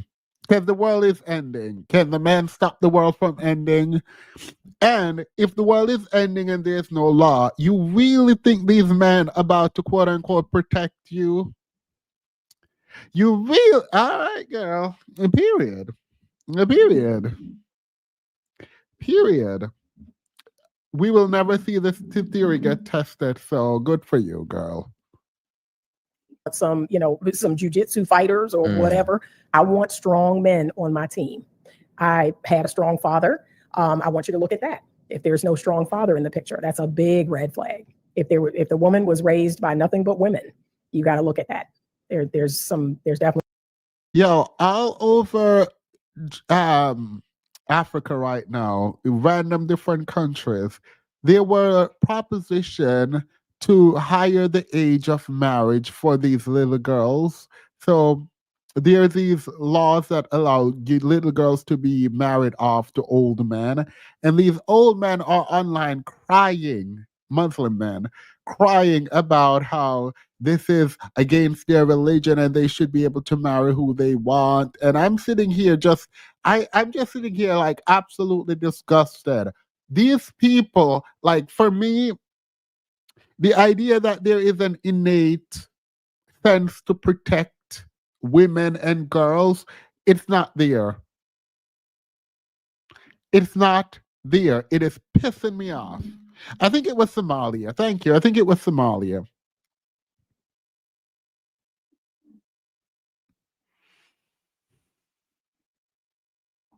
Some misandry there, because again, they can't appreciate a man. They can't Right. appreciate everything that a man brings to a situation. So that family, like we said, you got to look at that family. Hold on, now that's a lot of families, though. That's a lot. That's a lot of families. I know. You're attaching yourself to someone for the rest of your life. Right. Mm. Right. That's a lot of years. That's a lot of attachment. Yeah. Find out. And is it just as well for a woman vetting a man, Mhm. the relationship that he has with the father and the mother? Is there anyone in particular that's more important to you off the top of your head, or they both are equally important to vet for health? Well, see, listen, you do have to ask questions, but I don't think women are in a position to vet men. So I think women should just pay attention when it comes to a male in relationship. Just pay attention. Mhm. Interesting. Hold on, So- wait. So hold on. I want to make Okay, sure. go- you got that. yeah, yeah, go. Women are not in a position to vet men. They just need to pay attention. What's the difference between vetting and pay attention? Vetting, you're asking a lot of questions. You're putting them in situations. You just in there asking a lot of questions where I think you should see if you tell a man what you want, the wrong man will give you exactly what you said you He want. sure will. Yeah, but that's not vetting. Telling a man what you want is not vetting. You said women should not vet men, they should just pay attention. That is the dumbest, disgusting, degenerate. Like, what she want to say is that you need a man to vet another man. That is what she want to say. But she cannot defend this position. Right? So instead of responding to the question she's being asked, she's pivoting to some other degenerate foolishness. She cannot respond. What do you mean a woman cannot vet a man? That's dumb. Right. Vetting is difficult, right? I understand. I would also argue that no one can vet another human being who can lie, but you do try still. And when you pick up on the negative, you cut it off. But when you say you need a man to vet another man, the CIA can't vet, the FBI can't vet fully. So the idea that you just need another man to vet is wild. But that's where she's going. Because both these women like to diminish women. That's what this one over here says in your DNA to be owned.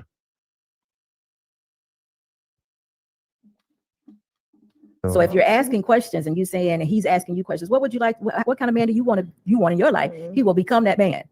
So if a woman won't verbalize it and she just sees how he moves naturally, then she can see if that's the man for her. Right. And then when it's time to court or marry, then you could take him to your uncle, your dad, Mhm. other men, and then he can put them to the test of, okay, let's move to the next part of this relationship. And then that's where we start divulging all of this craziness that goes on within the family. See, another man, she said, women can vet, other men can vet. Mind you, the beginning of the story, Tweedle 1 and Tweedle 2 talked about their friend who had a boyfriend who everyone around them loved. Men and women loved this man because they thought he was a good guy. Turned out he was a trash person who was married, impregnated this other girl, and now don't want to leave his wife and his kid. And so those men couldn't vet. Wow. So women are essentially giving men the roadmap to their heart, Absolutely. and the men. And they just Wow. falling in line. They'll That's say, I want a very- God-fearing man. I go to church every Sunday. Oh, And they'll go. But do they have a relationship with God? right. Mm. So that's why I say women shouldn't vet. That makes sense. So, I mean, now that would take a team. That's literally not vetting. You are saying women shouldn't divulge their wants. They should observe how a person behaves without telling them what they want. That is not vetting. Like, oh my God. And these two idiots aren't going to engage in it. Like, if women shouldn't like try to decipher what the man they're talking to is, if they're good or not, what use is like even talking to it? Just close your eyes and go pick a random man then. a team effort. Right. And you got to have some trusted males Yep. in your Oh, yeah, family to yeah. take them to as well. But I like that strategy. It's After very they smart. got past the first threshold, then they go to those men in the family. So let me ask you this. Going back to the video that we just watched and reviewed, we see that she said that she made a decision because of the community that was in her ear. What's the ideal community that a woman should have to insulate her in the marriage? It would have to be a mom and a dad, I think. Mhm. But if you don't have that, I think we just have to be a relationship with you and God, because a lot of times we don't have it. So I think you have to align yourself to know exactly what's good for you and what is right. There's a blueprint for marriage in the Bible. We can always go back and look at it and see what a husband looks like, what a wife looks like. And the more we align with that, the better off that we are if we don't have those people in place. I don't believe in sisterhoods, you know. So, Wow. no. Well, hold on, wait. You're going to have to break that down for me. So, because Right, the first thing I thought about, about. most people say a woman needs to be around other married women. I don't believe in sisterhoods. I believe her. I don't think she likes other women. I believe this is the only true statement I think she said on this podcast. I fully believe her. I fully believe her. I believe she don't like women. She ain't even got to tell me twice. I fully believe you that you don't like women. It is what it is.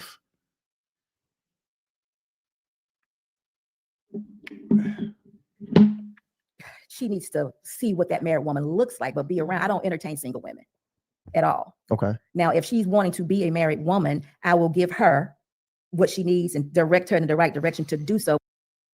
Ain't the girl beside her, ain't this woman single? Ain't this one unmarried? I thought she was divorced. This one right here. Curly Sue. I thought Curly Sue was divorced. So they're not friends? I guess they're not friends, girl. But we're not hanging out because She's afraid single woman gonna take her man because she don't trust her husband either. Point blank period. Point blank period. She don't trust her man. single people don't think like married people. We don't. So her How married people think, girl? You got married and your mentality shift. interest is for herself. Now, when she wants to become that wife, and I'm directing her to God, and like, this is what we need to do. You got to read some books. You have to align yourself. You got to change your Instagram. There's no way that I'm going to be on Instagram showing myself and say that I'm preserving myself and I'm a changed woman trying to be a wife. Don't make sense. Yeah, sounds like a you problem. It sounds like a you problem because your husband probably out there cheating with one of them women out there who is showing themselves on Instagram as we speak. That don't make no sense. You mentioned that in one of your last shows. Yep. It doesn't work like that. You know, if I'm seriously thinking about becoming a wife, I'm doing everything. My mindset is totally changed. Yeah. I am seeking out what a wife actually looks like. There are places Wow. that a single woman can go to become, you know, hang out with a married woman, but it's not like we're going out with girls' trips and things of that nature. There could be women's retreats and things. Wait, so if you have a bunch of friends who are women and then you start dating and got married, are you gonna just drop your friends? It sounds like this woman is so male-centered that she seemed to be the type to just drop her friends for her man because she believed herself to be better than single women, while her man is cheating on her, not her specifically, but generally. With these things, in the beginning of the stream, this podcaster told them a story about a married man cheating on his wife. That is how this story opened up. So to sit up there talking about, oh, I don't want to be friends with single women, that's fine. Your husband will be. Oh, a married woman mind is just so completely different. Sure, fine, go be different. The man's still not gonna stay. You can make yourself into as much a wife as you want to make yourself. If the man want to cheat, he gonna cheat.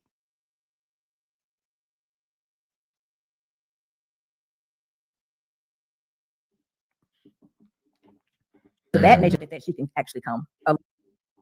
Hey, Patty, Good evening, sir. how are you? I'm tired out here in these streets. Same, girl, same. The way that my voice sounds a mess, I'm very annoyed. I've got the work uniform on. You guys want to see where I work? You said what? I got my work uniform on. You guys want to see where I work? Yes, go ahead. No, I'm just playing. Let me take these janitor clothes off. You're so annoying. I missed a good portion of this. I mainly was looking early on when I think he was saying something about how he, a woman reached out to him, and usually he doesn't respond to women, but because he gets so much female attention that he just doesn't even care about it anymore. But he just happened to look at it because this woman happened to be someone from decades ago when he was in high school, and they happened to run past each other in the hallway one time. They never shared classes or anything like that. But she had reached out to him, and he said she reached out and apparently asked him for very thorough and detailed relationship advice and divulged very intimate details about her life. And I was questioning the authenticity of the story. You and everyone else in the chat, you didn't believe that some random woman told him all their story about being a single mother and being a hairdresser, flight attendant, pilot, astronaut, getting her PhD, and also getting pregnant by a married man. You don't believe that happened.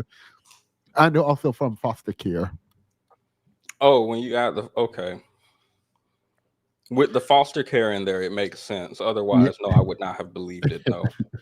Same. The foster care. The foster care sold it for me. I agree. By the way, you can pause, tell me to pause whenever. All right. Along with, but just us hanging out and you coming over my house and things of that nature, we're not doing that.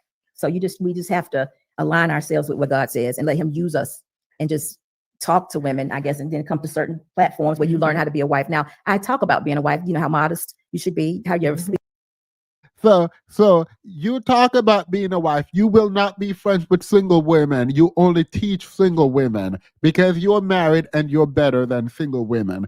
This is why when married women come online crying about how their men are dusty and their men are like degenerate and useless, people don't care because you have this air of superiority because you have a dusty, disgusting, degenerate, useless man beside you. So you think yourself better than other women. That is insane. You don't believe in sisterhood, but it's a sisterhood that's going to be there when your cheating man leaves you. That is so dumb. Why aren't the host asking questions like, do you believe you're better than the single woman next to you? Right. We could be getting into it. That would, you're so annoying. That would take thought, though. That would take, it's not even deep thought because that feels like the natural next question. Not even to cause a fight between the two of them, but to engage deeply in what it means, what she's saying. What does this mean? Even if you agree with them, you still can ask clarifying question. Yeah, Christians are narcissists. This is something that I want to talk about. Christians are narcissists generally. To think that the person who created the world is having an intimate relationship with you and is going to fulfill your need while there is a need for help all across the world, but you are center and that he's answering your prayers, but no one else. That has to require a kind of esteem of self that is beyond. I did see a post on TikTok, I think earlier today, and it was a woman, and she shared some writing from her 6-year-old child, and he wrote the words Jesus very scribbled up and really bad. Never mind, he's 6, so we shouldn't be critiquing his penmanship. But he actually the same day he passed away. I think he drowned or something like that, and he was resuscitated, and that was the last thing that he drew before he died and came back.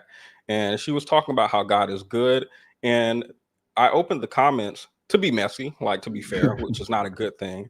And all of the comments were overwhelmingly talking about their own experience, about how they had their own near-death experience and they saw Jesus, or they know Jesus is real because they talked to him or something like that. And I'm in the comments asking about where was Jesus for Sudan? So did the children in Sudan not pray hard enough? Right. Yeah, it is a deep self-centeredness that I don't fully understand. It's I don't know. Someone shot at someone and then miss the person and kill the firefighter, and people are like, "Oh, God protected the president," and I'm like, "And kill the firefighter." so, so we just go ignore that. Like someone else got shot. Got it. We should change, you know, how your response should be to men, respectful and things of that nature. Doesn't mean that we have to agree. I don't have to agree with a man to respect him. You know, it doesn't mean I'm submitting to him either. It's just that we have a difference in opinion, and you can do that as an adult. But sometimes it gets all messed up because this social media platforms that we're on, and you know, it messes you up. You don't understand what submission really is. You don't understand what obey really is. Right. So you have to actually study being a wife, in my opinion. So hold on, I need some game for me because, you know, I'm really in a place. You notice how they didn't talk about studying being a husband, because they know these men go and cheat, but you should be soft, sweet, docile, submissive, and all of that while these men run amok. While these men run amok. It's where I'm truly like considering marriage as like the next level up for me as a man, period. And I started reading The Purpose and Power of Marriage, Dr. Miles Monroe, right? So as I started reading this book, I instantly started thinking, I'm like, oh my gosh, I need to. Now, I'm halfway in the book now, and I'm like, I need to smash a bunch of marriage books, because that book alone is really like the way it's gearing me up and how relevant it is for what's about to happen, and just the preparation it gives you and understanding. It reminds me of when, you know, me and Ryan, typically when we're about to make a big decision in business, we typically get a coach. Yep. And what happens is that coach puts us in a position to increase the likelihood that we have success by helping us understand a framework for how to have success, tells us some threats we might have to watch out for, gives us the formulas that we need. It pretty much gives us a little prep kit for what you're about to get into. And equally, I imagine that when I'm reading this, I'm like, wow. First of all, and halfway the book, I'm like, man, folks that went into marriage and ain't read this, I can imagine they really, you got thrown into a gunfight and you just bare-fisted right now. So should I also be looking, the woman I'm dating, should be just as serious about reading these books and educating herself in this way before I even consider that decision? I agree. I think men should prepare for being husbands by reading about 10 books. And if they can't read 10 books and give you a 50-page summary of the 10 book, then they should never be married. I'm with him. I think that should be the test. That should be the minimum test for, and you can't use ChatGPT. You can't use AI. Because ain't no way. I don't believe him talking about, oh, should women be as dedicated to research and being a husband or wife as the man is? Like, which man is doing this? No man is doing this.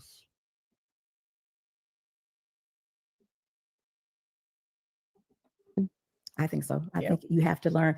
Even one more. At the beginning of our marriage, I read The Power of a Praying Wife, which taught me about men.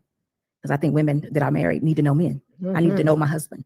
I needed to know how you all function. So that was a big read for me. The Power of a Praying Y'all Wife. better write these books down, Okay, y'all. Listen, y'all better write these down. Power of a Praying Wife. The Power of a Praying Wife. The Power of a Praying Wife. I've not read it, but it sounds like a book where the wife is asking for grace to overcome a cheating husband and to fight off the spirit of cheating from her husband. The Power of a Praying Wife sounds like something Danae Jackson read and wrote. The Power of a Praying Wife feels like a wife trying to protect her family because the man out there running amok. That's what I feel. I've read a little bit of it. I think it starts off with a woman who was graced by God to fold her husband laundry or something like that while he go out and cheat. Yeah, that's exactly what comes to mind when I hear the Power of a Praying Wife.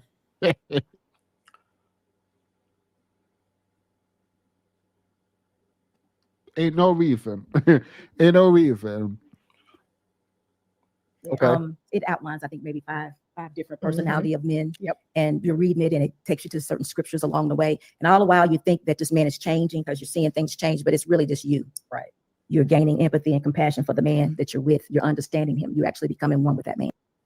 Wait, y'all remember that story with that woman whose man cheated for like a bunch of years of the relationship, and she fasted and prayed to get her husband back. So her husband left her with the kids for a woman, sorry. And she fasted and prayed and got her husband back. Y'all remember that? I covered it a while ago, so y'all might not remember it. That's what the power of a praying wife brings up in my mind. The God Save My Marriage woman. Yes.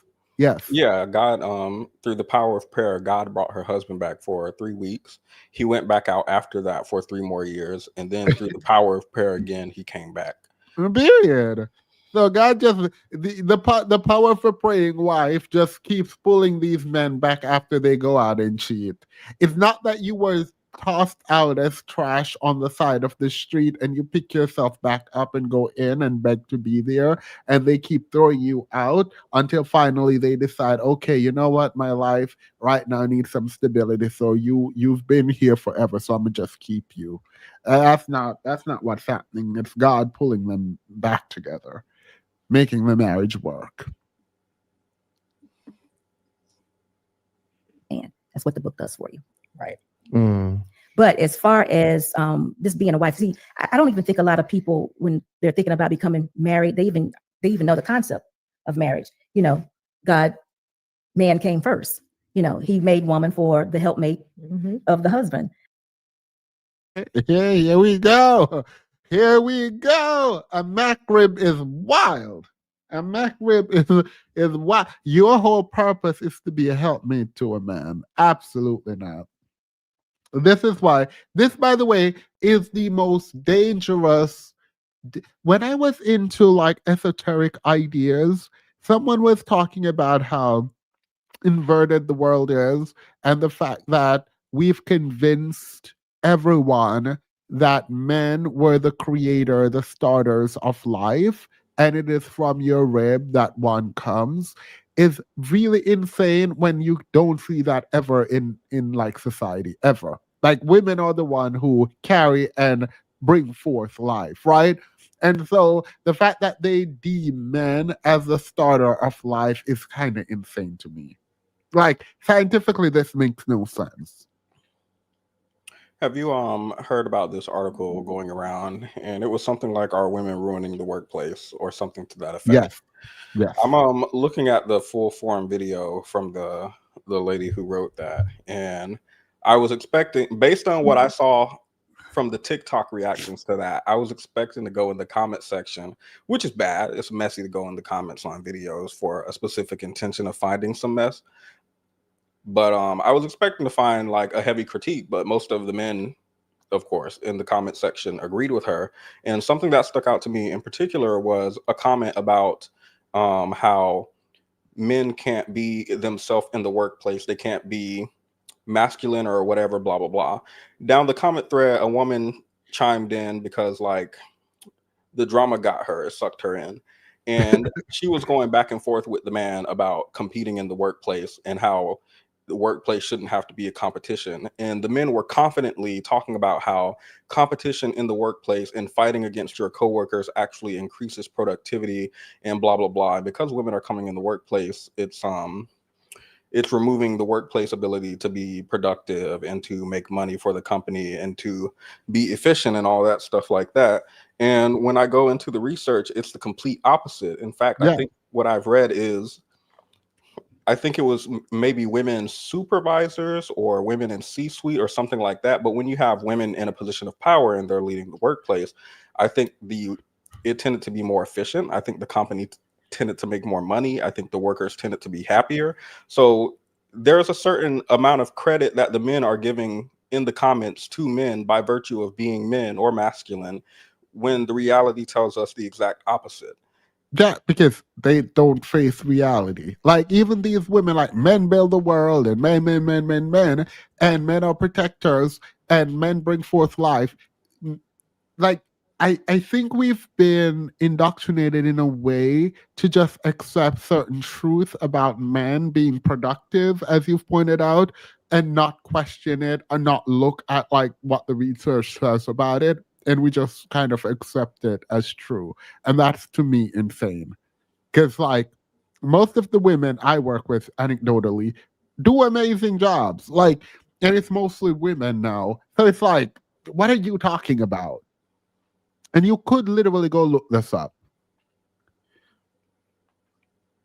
Yeah, like you could go look up how women contribute to the workforce and what removing women from the workforce would do to the economy. You could actually look that up. That's something you could engage with. And a lot of men want to remove women, and they like the idea, even in talks, to remove women from the workforce because they think that subjugated women are the best kinds of women because they don't have a choice but to be with you if you make $20. I don't think they even understand that. I think that's like just something we say and we move on. It's just a good read in the Bible. Nobody ever dives into it and say, hey, what does this mean? That's why we take that role as wife for granted. That's why women are somewhere saying, oh, this is a slavery position. If you knew how serious that position was, you wouldn't see it as a slavery position. Didn't Curly Sue over here said women need to be owned, and you're a feral cat without your owner? She made it sound like slavery. Your peer up here, both of y'all sitting up here speaking, made it sound like slavery. Talking about a man owned a woman. That's a you problem, girl. You would see it exactly for what it is. I mean, life is in this woman that runs this household, that caters to this man, that empowers this man, that submits to this man. This is life. And we carry that. And I always say, if we are better women, we're going to have better men. That's it. Because a man ain't not going to give up a good woman. Right. Men give up good women all the time. All the time. The way that you just went to Tyrese's ex-wife to talk about her regret, there's a lot of men crashing out about the one who got away. It happens the other way too. Sitting up there lying about a man is not going to give up a good woman is wild. You are a liar. You don't engage in truth. You are only there to boost the ego of man. The truth ain't in you. Are these women notable figures, or are they just like some random people? Apparently, they have huge platforms. I've never been to their platform, so I would know. But apparently, they have a large male following. So you know what they. If you have a large male following, you know what you got to be doing. Oh, I want to talk about that this weekend. Do it. Talk about what? I noticed a pattern. I watched a therapist and she was talking about men's mental health, and I noticed a pattern in the comment section on specific type of women who say specific things, who frame stuff in specific ways. Call all the boys to the yard, to summarize. Yeah. There's a way to talk to men that is deeply delusional, and it allows for men to never take responsibility.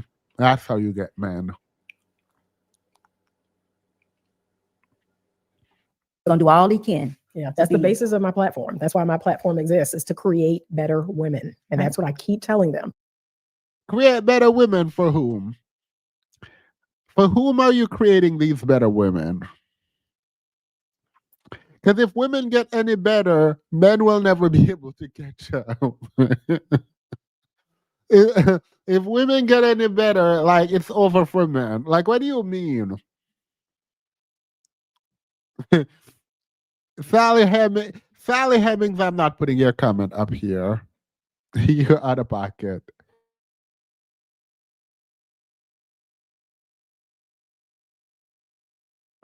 If you change the standard, men are going to meet that. But as long as you lower yourself down, they're going to go right down to the gutter with you. So yes, a woman should be just as passionate about doing what you're doing, if not more so. If not more. Yeah. Yeah.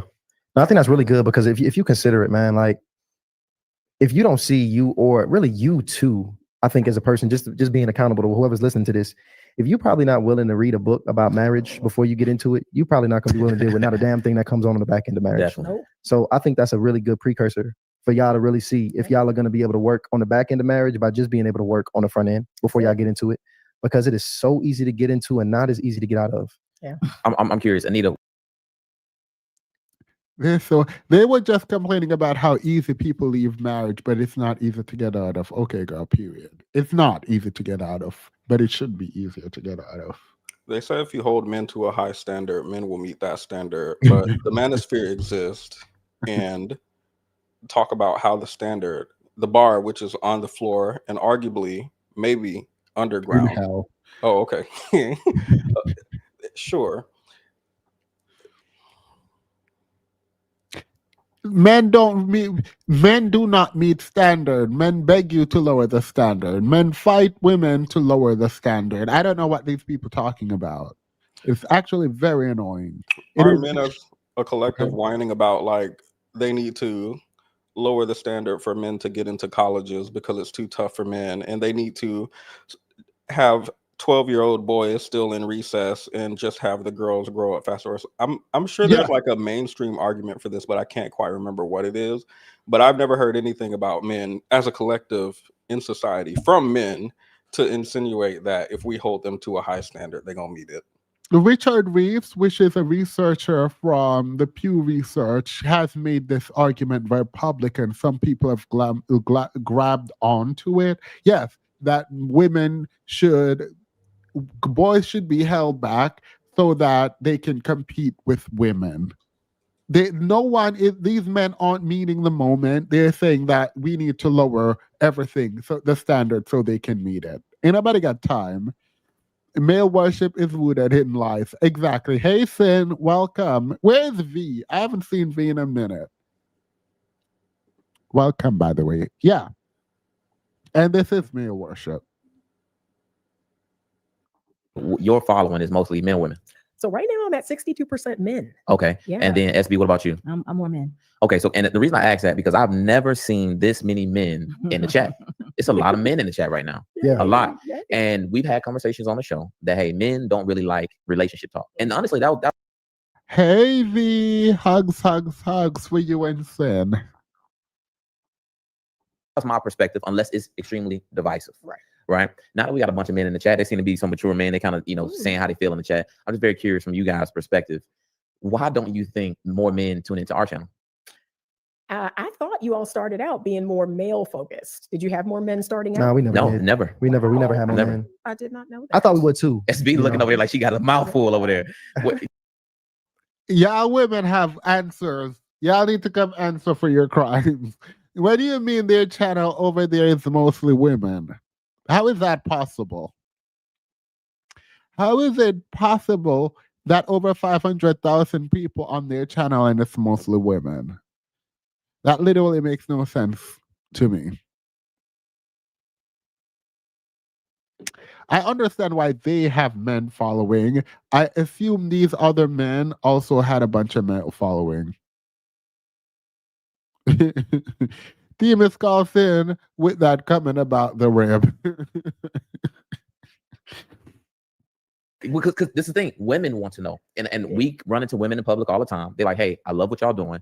How do we get more men involved in this conversation? Because the whole reason that the women are coming to the platform is because they want to get better. They want to better navigate.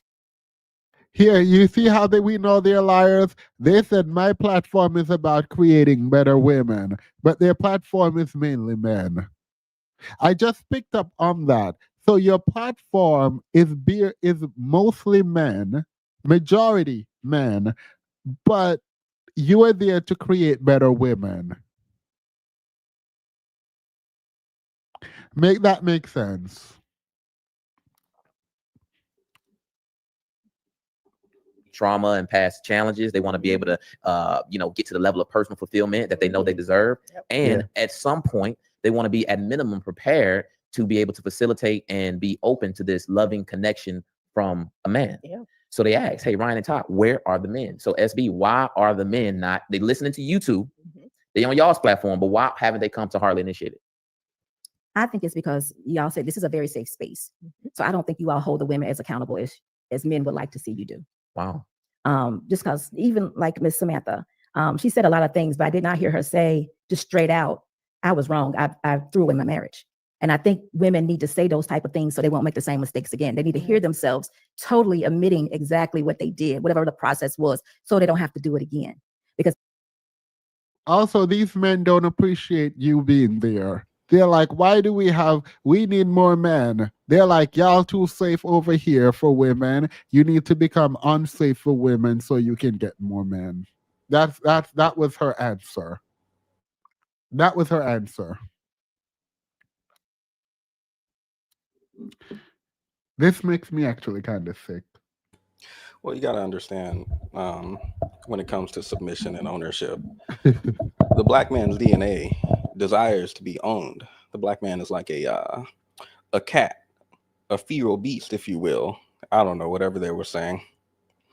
You want to know, so people would go berserk if you said something like that in earnest, but they had the audacity to sit up there and talk about women in their DNA want to be earned. That to me is insane. I do like that you highlight the hypocrisy there, because if you actually said something like that out of the blue about black men, for example, it would be a problem, and it should be a problem. So it is also a problem when these two degenerates sit up there talking about women want to be owned because it's in their DNA. That is degenerate. Finn said, thank you, Finn. They are so behind. While every group of women, are denouncing marriage because it doesn't benefit them, they are promoting marriage and submission to bandits who have nothing to offer but right. We have moved past this conversation fully. We have moved past this. The only reason, by the way, I'm going through this is because I'm sick, and this is the easiest thing to go over. And I was planning to make a video, but I thought it was too idiotic, so I left it alone. And then I was like, oh wait, I'm too sick to drag Ben Shapiro, how Ben Shapiro needs to be dragged. So I'm not going to do that. And that's how we ended up here, because this is an old, played out, dusty, disgusting, degenerate conversation that these two women have. This is not the time or moment for these conversations. Nobody trying to hear that. Women out here trying to figure out how to get their rights and maintain those rights. Ain't nobody trying to sit up here talking about no marriage, girl. Are you done? You dumb? So, thank you, Sin. Fully agreed. Thoughts, Petty, before I move on. I was just going to look up their channels to see what their thoughts are today. Because I wanted to see how and from the video it looks like one of them, the one on the right, listens to Tucker Carlson and Nick Fuentes now. She's asking why aren't more people married or in relationships. Wait, really? Can you drop it in the back chat? I've not looked at their things, but now I need to. Listening to Tucker Carlson and Nick Fuentes is diabolical work. Or something, I'm like, what? If you are alive to hear my voice right now, you made it. Okay, you made it. There's something in your genetics, something in your genes, something in the way you eat, the way you exercise, the way you live that is strong. Like, it's strong. You lived through a global pandemic. You lived through having COVID, because at this point, pretty much, let me help these. Right? So if a black person is walking around saying the N-word, every other word out of their mouth, then I guess a white person can say it. Oh, well, did I just say that? Did I just say? But that's what free speech looks like. Got it. Got the archetype. I appreciate that. I appreciate that. I fully understand who these people are. Useless. Absolutely useless. Gay marriage revisiting the higher courts. Apparently, women's right to vote, it is very popular for powerful political figures to discuss the idea of repealing women's right to vote publicly, like openly, overtly, with no dog whistle, just straight out there on the nose. As well as no fault divorce, I think, being something Project 2025 might tackle. Yes. Her concern, are black people saying the N-word too much?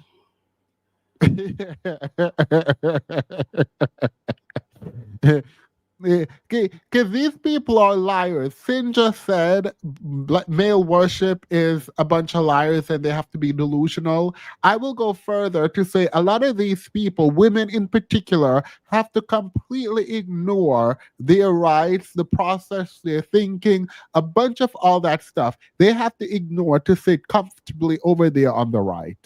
They have to. They have to lie to sit comfortably over. Why are you talking about the N-word, girl?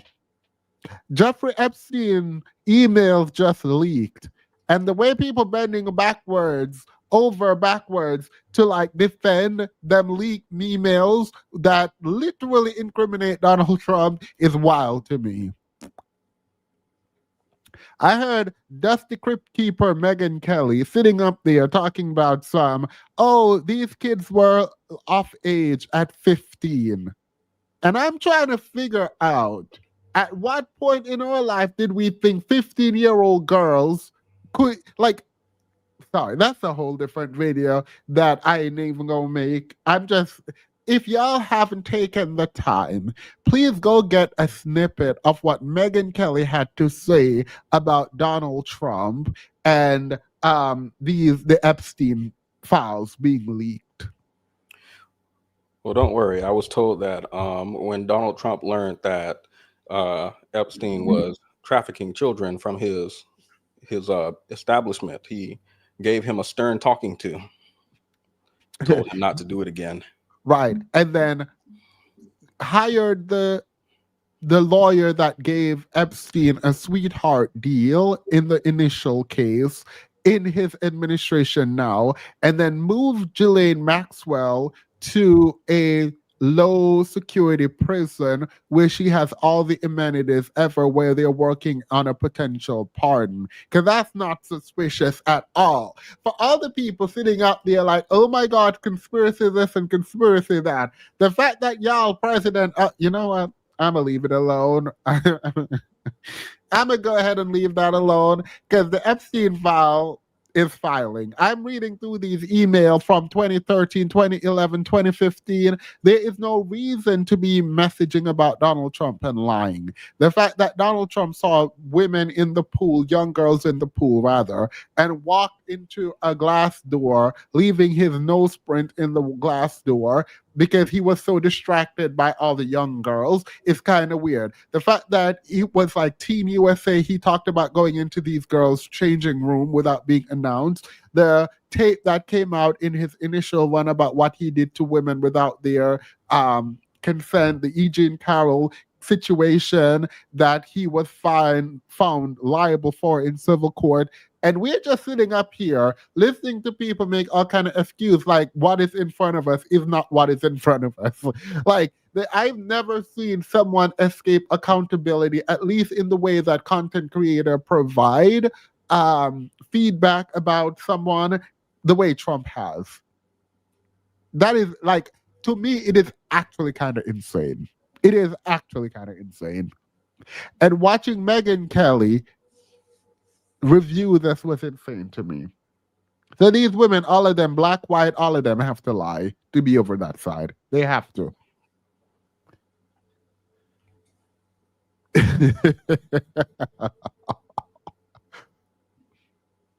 Because if I bring in other people, the person I called on the phone, they led me to do this. Really, you call the divorce attorney. They were just doing their job. Oh, these people over here, they brought them in. No, stop. You did it. You want to know something really disgusting and toxic? This lady, the curly hair one, looks exactly like my grandmother who passed away. She looked exactly, and I cannot get it out of my head how much she looked like my grandmother, and it's pissing me off. Did they share any opinions? No. Phew. My grandmother did say one time that feminism, she was complaining about feminism and women, and like it took women from a permanent vacation or something like that. And I asked her about it, and she was like, girl, I was just talking. These men need to work. But like, no, she is not. She's very feminist. She's very independent. She complained about it all her life, but she was very, very independent.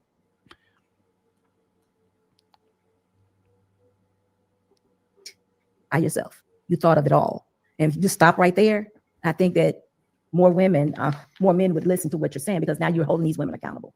Because y'all love like really hard. Yeah. And I'm hurt right now. And she over there talking about she called her divorce attorney. She called them. Y'all tell her she called them. Yeah. Y'all ain't gonna do that. Y'all gonna listen to whatever they're saying, and it's gonna be okay, because there's some amount of accountability there, but it's not that hard. I mean, y'all are men. It's not that logical to the point, you did it. Mm-hmm. Don't y'all want to hear that? I get what you're saying. No, absolutely. Men want to hear, no word salad. They want to hear, I did it. Yeah. Now let's fix it. They want to be solution based. Women are not solution based. We want to just talk about what happened. Yeah, these people are so useless to me. The question was, can you be Penny just showed me this. Let's watch it. I want to watch it. This is her, right, Penny? That's the lady on the left. Yeah. Let's hear. I don't know what this is about. I want to hear it. Not homosexually. Can you be homosexual? God, why did you send this to me? The question was, can you be homosexual and gay? Excuse me, can you be homosexual and a Christian? I think that was the title of it. And the answer is no, because you can't put those two, you know, a person that says they're a follower of Christ, that's exactly what you should be doing. You should be following the principles of Christ. Dearly beloved. That does not mean that you are a perfect person, but guess what also? He sent Jesus Christ so we can repent. So there's some repentance there. But when you have chosen to live a life that God has already outlined to you, that this is not how you're supposed to live. Didn't she get divorced and is dating younger men? Who do you That think she's she not married to. Who do you think she voted for?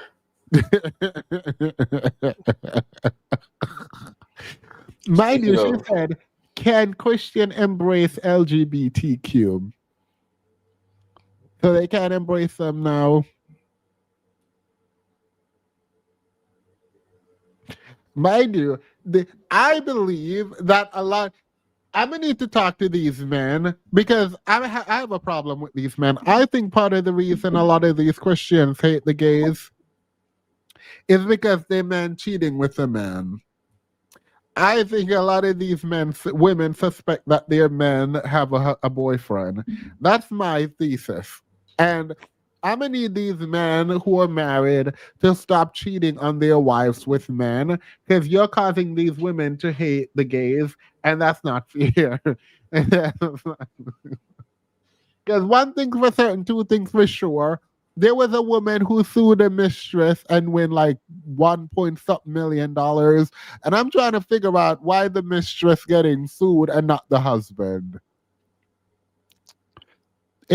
Like I can't. I hate those archaic laws that are still on the books. This is the extinction of man.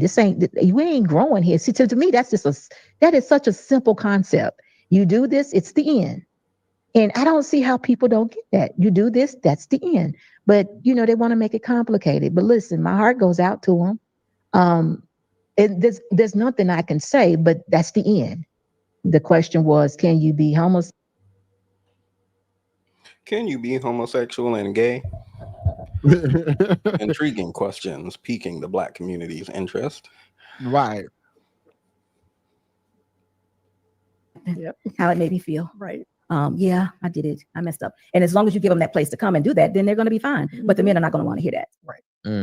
They want to hear that you good now. I can't fix you. I don't want to fix you. And that's me. I'm not, I'm like, ladies, you're going to get it together. Men are not going to fix you. And I'm holding the ladies accountable for it. That's why they kind of, don't flock to me because I'm always, in their ear. You had 3 kids.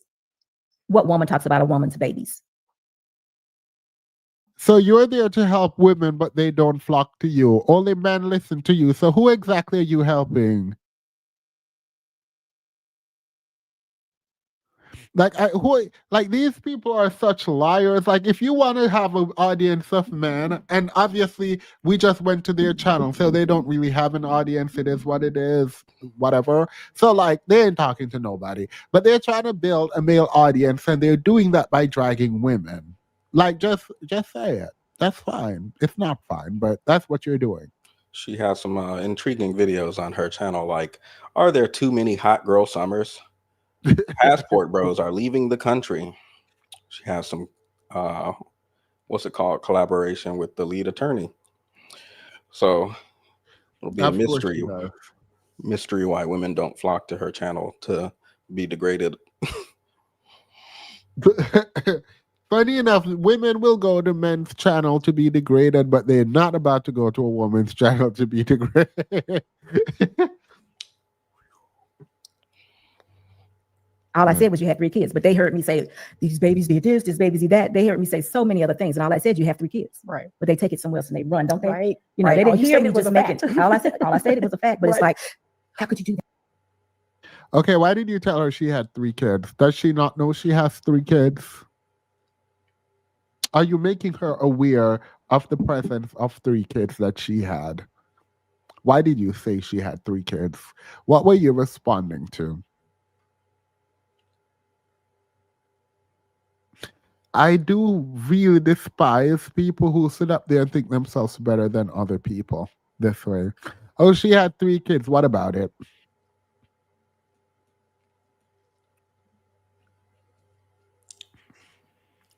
There is an argument if you want to make an argument, but you just said she had 3 kids, and they're like, "Why are you telling me I have 3 kids? Why were you telling them they had 3 kids? Did they not know they had 3 kids?" Because if you had 3 kids and didn't know about it, like that's the problem. You know, like that is actually a problem. If to have 3 kids and have to be told you had 3 kids because you didn't know you have 3 kids, that is a problem. So like, I just want to know why you told her she had 3 kids. She had 3 kids by 3 different baby daddy. Okay, why did you tell her?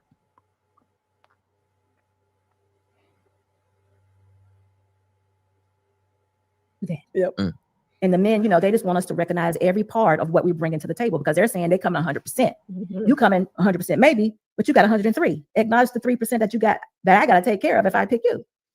We got to figure this out because we did a poll. I think it was last week or the week before. It was how many women or did women, it was like ladies only poll, do you believe in gender roles? And I think another one was, do you believe in submission? Yeah. But the women were like, hey, Yeah. yes, They I'm do. down with gender roles. Absolutely. I'm down with submission. Absolutely. But of course it has to be with the right man. Yep. So Anita, is there a middle ground where we can, is there a way that we can fashion these conversations to where it'll be both men and women involved in the same conversation? Or do we got to keep doing collaborations where we got to bring the men and the women together? We are, what I love about what's happening in 2023. So we are seeing men become more emotionally intelligent, go to therapy, read books. Like we are starting to see men. Yeah, where this happening? Where are we seeing men do that? Why don't you say it like that? We're starting to see men read books like they're caveman and they just found some text outside that they're trying to decipher. And why do we consider this an accomplishment? Right. These leaders are just beginning to read. The leaders are just beginning to read. AR points on average for boys has increased by 16. A page a day. Keep illiteracy away. Do people still remember AR points? Nope. All right. What are AR points?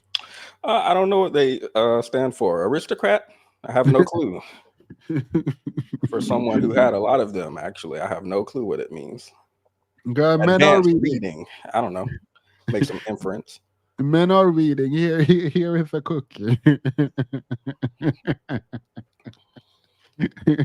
Girl, men are starting to read. Men are starting to read. So y'all better submit. You who have been reading forever, you now need to submit to the men who are starting to read. Books took black men out of the home. Step up. And some of these women are not ready for that. They're not ready for an emotionally intelligent man, a well-read man. Okay, girl, get out of my face. Have you seen the literacy rate? Men versus women, particularly in the black community. It is wild to sit up here and say these men are overachieving in a way that makes women not attractive to them because they're just so above these women in terms of their intellect, intelligence, emotional capacity. Like, what are you talking? Where are you getting this from? You know, it's what's interesting, the video I was speaking about earlier that made me realize there's a certain dog whistle that brings all the boys to the yard. Some of the comments in that section, the interesting thing is a lot of these men were quote unquote feminist men. And one of the issues they had is being in feminist space with quote unquote women hating men. And one of the main things they said is about how women are saying they don't want to help men as far as like developing your emotions and being a therapist for you. And the men were really going back and forth about that in the comments about how women do not want to be a therapist for a man and kind of want him to be finished working on that part of himself prior, which feels like in direct opposition to the notion that women are just not ready for an emotionally available or a man who can regulate his emotion. Women are looking for men who punch hole in the wall when the game, when their favorite, what's it called, team, when their favorite team for the game is losing or something like that. The funny thing is, in adding to that, it's these men are just starting to read, but they're so intelligent and they're great and they're emotionally intelligent and they're great things, but they're just now starting to read. Something don't make sense. Something not adding up, girl. Get your story together. Apparently they needed, by her own admission, they needed women to require it from them first. Right. Because they're leaders or something. Yeah, because women have to raise the bar for men, the leaders, to meet it. They're starting to read. They're just still at Dr. Seuss. 1 fish, 2 fish, red fish, blue fish. I saw a couple of them with the will to change. Girl, you play too much. A spiritual man. We're seeing men starting to step up. And yes, we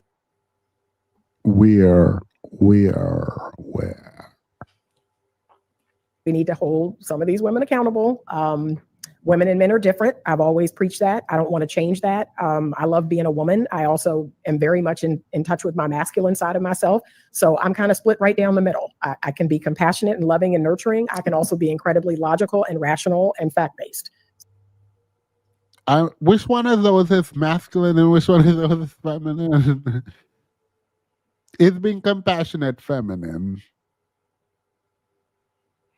Only when we describe it negatively. When we describe it positively, it's very masculine.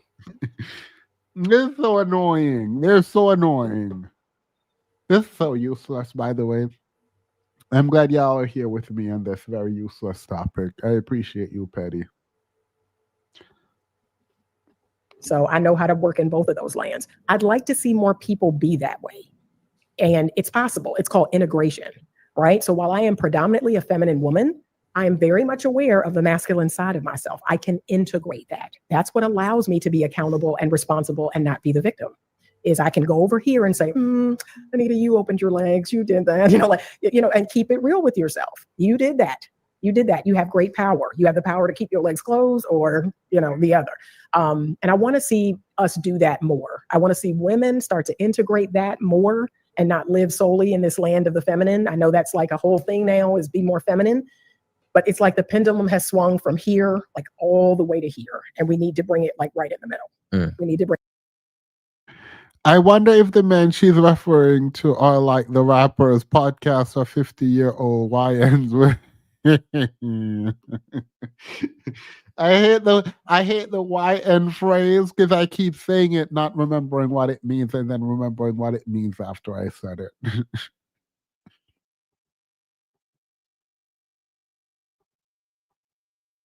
Bring it right in the middle. I think that will be helpful. Same with men.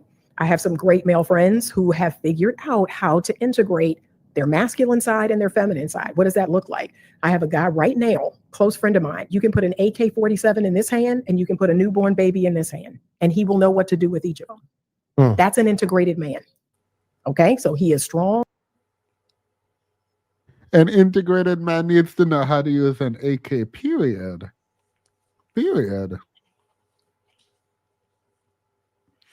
This woman's so problematic. She's so problematic. He is powerful. He protects his family. He is tender. He is, soft with his kids. That's the type of integration I'd like to see us start to talk more about. So it's not just one or the other. I'm all feminine. No, I'm not all feminine. No. I run 2 businesses. I have a household. I have things to do.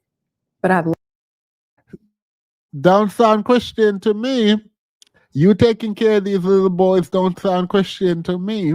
You having hookup session with these young men I wish I was doing the interview because I have questions for Miss I Date Younger Man. I do. I have a ton of questions. Because you, for all the Christianity you put forward, you got divorced, you're not remarried, and you're dating younger boys. So I need answers. But I don't have. I understand to a degree. Like earlier today, I wiped down the counter, stepped in my feminine a little bit, and then I tied my shoe, step in my masculine. It's a dance. Is getting sick feminine or masculine? Because it might be that I'm in my feminine. That's why I'm sick. Getting sick feel like they would put that in feminine. Learned how to integrate that. So within my relationship, I am the feminine. I've made that decision and I'm only dating a masculine, but clearly I know how to be responsible. If something happened to my masculine, bills are going to get paid, things are still going to get done. So she describes this like a sub-dom relationship. Like if something happens to my masculine, then I have to step. It feels like they're like like it this feels like some kind of weird fetish role play foolishness. If something happened to my masculine. What?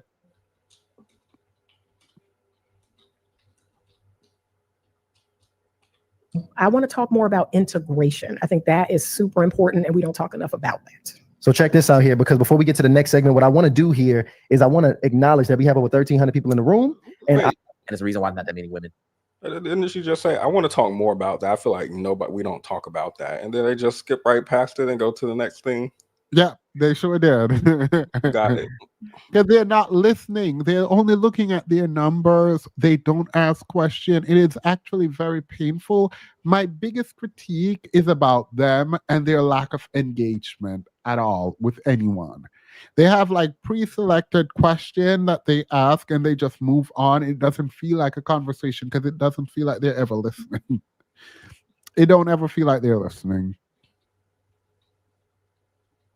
So I really want to see if they can still resonate with some of the things that you guys are sharing, because we got almost 1,400 people in the chat. So somebody listen, right? Absolutely. And go ahead, Ryan. Shout out to Kay Ann. She says many smart women are emotionally empty. I'm trying to find a question here, guys. We got a bunch of shout out to Kay Ann. Shout out to asking. She's seeking growth before she get married. How does she find a good dude that's on the same page? Is that spiritual growth or? It's a good question. But I would say put yourself in a position where this is where you want to grow in, whatever it is you want to grow in. Put yourself there. What's the priority growth? If trying to get to that next level, what part of growth should she be focused on first? She has to have a relationship with God. Spiritual growth. Yeah. What if she's just spiritual though? Then she would want to grow into that relationship. I'm not saying pick a religion, but she still needs to read the books, learn how God loves, figure out what her purpose is as a woman, as a wife. What should she be doing here? What does it mean to be a helpmate? What does her equivalent actually look like? That's what she's asking, right? Right. What should he possess? How will I see and know who he is if he approaches me? Correct. So we got a call. It came in real quick. We're gonna go ahead and take this one. Welcome to Harley Initiated. Give me your age, location, and your question. Oh, come on now! Don't tell me we got another fake one. Hello? Oh, am I on? Yes, you are on, brother. What's popping? Name, age, location, and question. It's Therese from Baltimore, 29. How y'all fellas doing? What up, T? What's popping? 29 years old, man. So my question is, how do you know if it is worth staying? If you've been in a situation, like I said before, for 4.5 years, you're just getting into the place where you're really starting to get into your deep growth.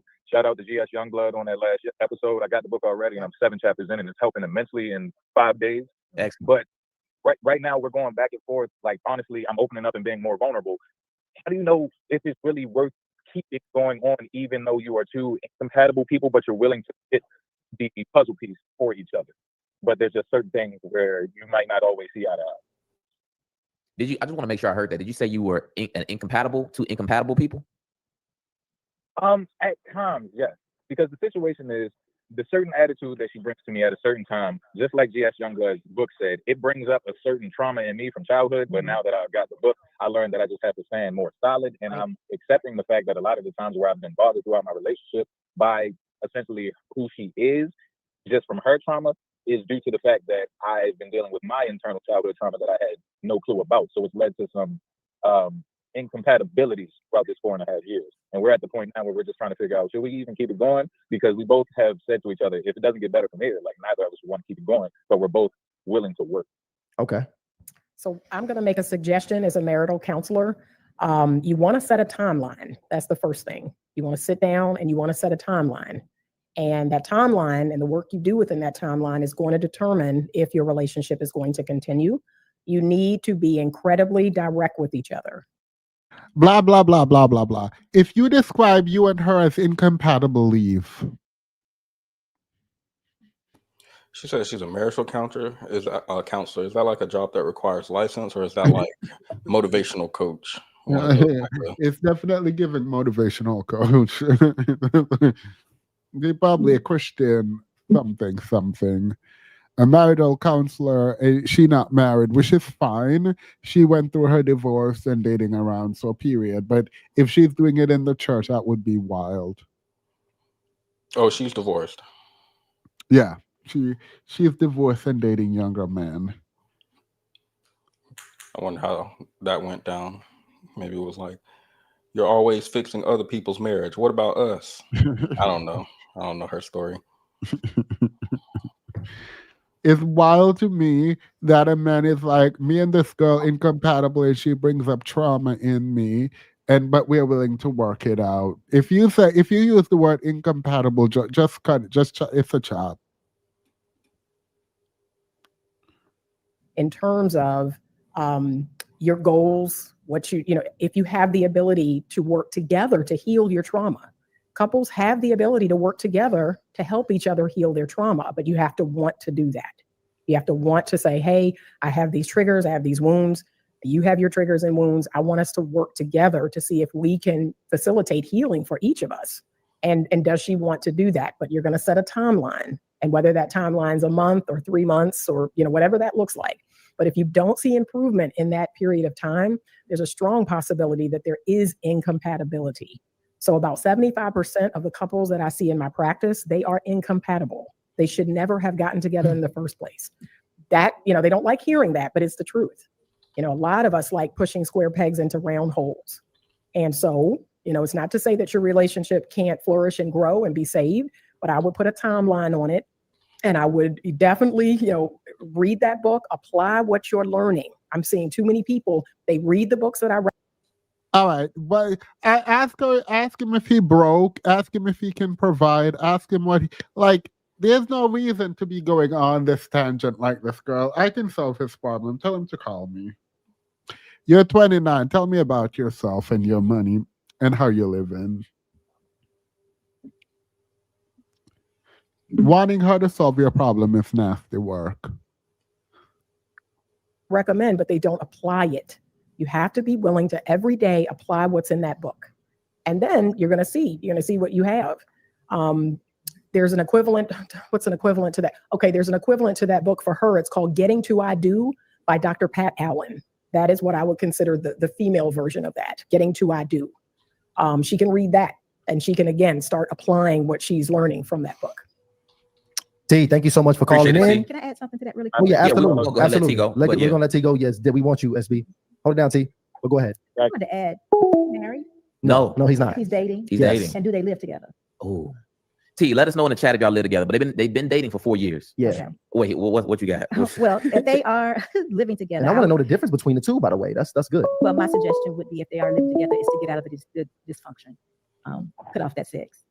See, they're not being able to think clearly to what they have to actually do as far as healing, because we're having sex and we're covering it up with, every time we get into an argument with sex, and which is fornication, because we're not married. So we need to cut off the dysfunction so we can actually see what God wants us to do. And all these things will make sense because they'll be blessed if they're doing it the right way. Makes I think sense. they're holding their blessings up. Honestly, didn't my man say sexual healing? That ain't a thing? That's what you're I talking about. got the Yeah. feeling. I think that's a big part of So it. really, Okay. so if they're living together, So the book she just referenced from Dr. Pat Allen, thank you, Petty. Oh, that's not the book she referenced. I was just looking at some of his. No, this is the author, but this is another book he wrote. Dr. Pat Allen, Failure of Feminism. Let's read this description. Can you read this? My throat. Do you want a fulfilling, loving relationship? Have you ever thought about why it's so difficult to maintain one once you've found it? What if our current society's model is broken? In this episode, with world-renowned, we've all heard of him, author and relationship expert, that's a title that does not require certification or training, Dr. Pat Allen, we take a brutally honest look at how far off track men and women have gotten when it comes to our gender roles and how it has affected attraction, chemistry, and intimacy. Prepare yourself for some hard truths. And please, I can see Fresh and Fit saying this like off the top of their head. Be advised to leave your preconceived ideas and social conditioning behind. Dr. Allen certainly won't.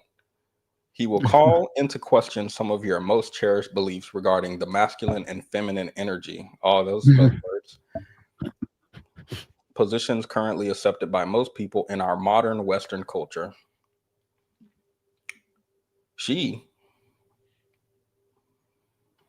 Oh, I thought that was a grown man I saw in that picture. Well, I respect people's gender preference. Nothing wrong with that. She's likely got answers. Oh, she's arrived at some of her seemingly radical theories through the study and practice of hard science. Oh my God. The person who did this write-up for this podcast completely misgendered him. Period. As they should. She's likely got answers to some of your, as well as her 42 years of counseling couples around the globe. She's likely got answers. Maybe they got the number switched up. Maybe it's the woman and this is the podcast owner. Maybe Dr. Pat Allen is a woman. I think maybe Dr. Pat Allen is a woman. She's likely got answers to some of your most perplexing questions. So get ready to learn the game of love with a healthy dose of tough love. I like how they say a lot of nothing, really. Right. Banjo Baby says, somebody take notes of all the books they're recommending so we can avoid them. A period. They need to cut the sex off as a part of trying to figure out what is happening with them. Right. And I mean, I would imagine that that's probably what you would recommend to most couples who are single and having issues about where they want to go with their relationship. Absolutely. After 4 years. Because you're going to have problems in any type of relationship. Right. So what's the big deal? Yeah. So if I'm not seeing something clearly, I got to clear my head. Stop the sex because we're fornicating. So let's make it right. Stop the dysfunction. Now let's do it the right way. Even if he has to live in a different environment for a time, or just go and get married, and you will see a difference. Wow. And Todd, what She just said, if you're in a dusty, disgusting, degenerate relationship, go ahead and get married and it'll change. How about don't do that? If the relationship bad, probably don't get married. Like if it's not good, don't get married. to be clear, because we want to take another caller real quick, but I want you to be clear about what you want them to call in about. That's a good question. Let's think about that, because here what we're talking about is let's go ahead and talk specifically about anybody who's having specific issues vetting someone for marriage. I like staying on that. I like staying in that in the area of vetting for marriage. You have a partner or a problem in a relationship. Wait, why would anyone call in to these women about vetting? Did they just not say women can't vet? They just said women cannot vet. Why would you then direct the callers to these women to ask them about how to vet when they can't? By their admission. Did I mishear them? I could have sworn they said women can't vet. No, you know how the manosphere is. Like the conversation from 15 seconds ago no longer exists in this reality. Disappears from their mind immediately. It does feel like that. It does feel like that. Themis, they do not listen. It feels like, yo, KD, how are you? I feel like I haven't seen you in a while. You expect these men to listen to these women. Girl, I could have sworn they said women can't vet. But Petty is right. The first half of the conversation, if it does not align with the second half, it just gets tossed. Is not quite making it to the altar, and you want to call in specifically about that relationship that you are currently in. And just a quick side note on the super chat, guys.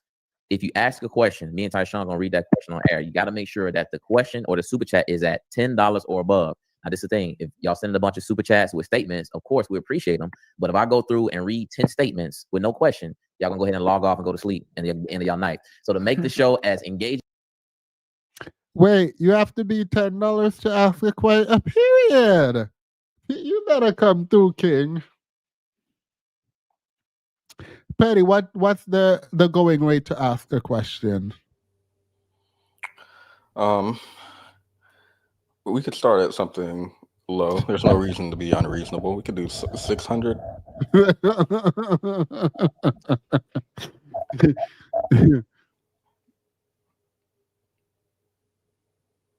As possible, make sure that you send over questions at that $10 or above mark so we can read them and keep the show rolling. When we got somebody on here, give me your age, your location, as well as your question. Tammy, Monroe, Louisiana, and my age is 54. Just had a birthday 2 weeks ago. Question is, Happy belated. so thank you. So I was dating this guy off and on for a few years, and we were going in separate directions. So I decided that, you know what, this is not good for me. And so I cut it off. It's been a year now. And after a year, and he's moved out, has his own camp, and I'm a single parent. And now it's like he's trying to do the things that I asked him to do when we were together. So he's in a different, in his own place. So my question is, how do I know that he's seriously trying to make it work, or is it just a convenience factor that he can come and go as he pleases because he has his own place now? It's like he wants me. It's like he doesn't want a relationship, but he wants to keep me occupied. Girl, hang this up. Why y'all calling in with these dumb questions? That man don't want you. Next question. Like, I'd be the worst at giving advice because anybody go. I'm not gonna let you finish. You know the answer to the question. If he wanted you, you would know. Next question. It's the feral queen. Enough so that nobody else is interested. So, Miss Tammy, you have to elevate yourself. You have to set standards, and you can't deviate from them. So, whatever it is you want, you have to put that in place. Don't keep relaxing your standards because he's familiar to you or with you. Elevate, want more. Because if not, you're going to get what he knows who you are. So he's only going to give you the minimum amount to keep you happy. So if you definitely want something different. Makeup says she's not too old to be going through this. You out of pocket. Stay unowned, girl. Stay unowned. I'm actually surprised their advice was for her to elevate her standards. Now let's see how they react when Tammy tells them she has 3 children.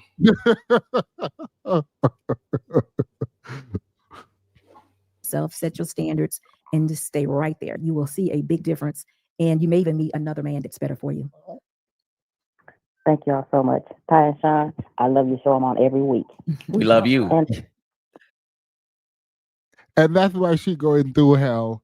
Because she watching them every week. That's why. Because ain't no reason to be watching these men every week. Because, girl, you need to go fix your life.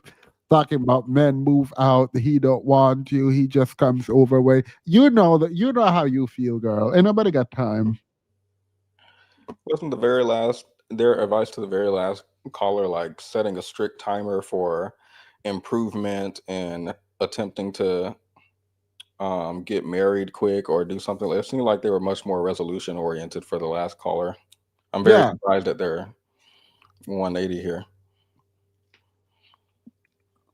I mean, in truth, I do agree with them because this girl it sounds like she just have low self-esteem to me. Like, where you sitting there trying about like, oh, I don't know if he wants me, then he doesn't. Like, why do you question if someone wants you or not? If you have to question, it's probably a no until they show you they want you. Next case.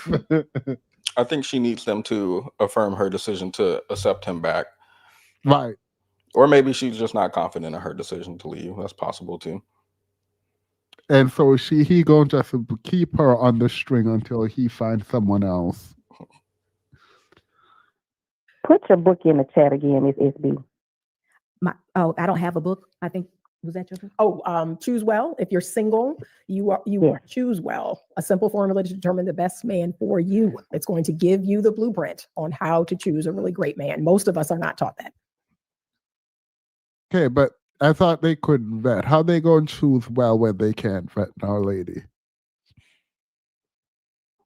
Thank you all so much. Yep. We appreciate it. Tammy. I love Miss Tammy. So hold on. Before we get to another call here, I actually want to ask a question. because Okay. yeah, well, yes, I want to add Tammy. She's still on the show. We're gonna let you go, Tammy, Tammy. yeah, we're gonna let you go. Okay. All right, later, Tammy. So All right. because I think this is a really, really, really good conversation. Yeah, we're gonna come back to the calls. I'm gonna come back to the calls. Let's hold off on that real quick. But when it comes to, you talked about standards and you talked about settling.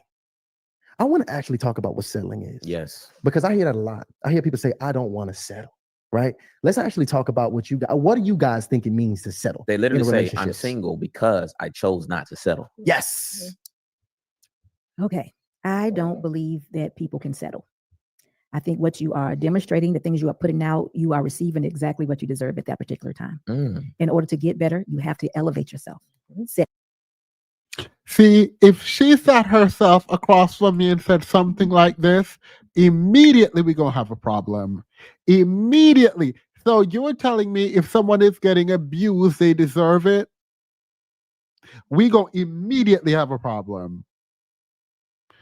Mind you, she didn't even have to do all of this for the idea of settling. Settling just means that you are just choosing someone and you don't think they're up to par, but like, that's what you think you want, you're going to get at that point. Listen to her response, because this is actually trash. And she just pissed me off. Thank you all so much. Yep. We appreciate it. Tammy. Tammy. I love Miss Tammy. So hold Yes. on. Before we get to another call here, I actually want to ask a question because Okay.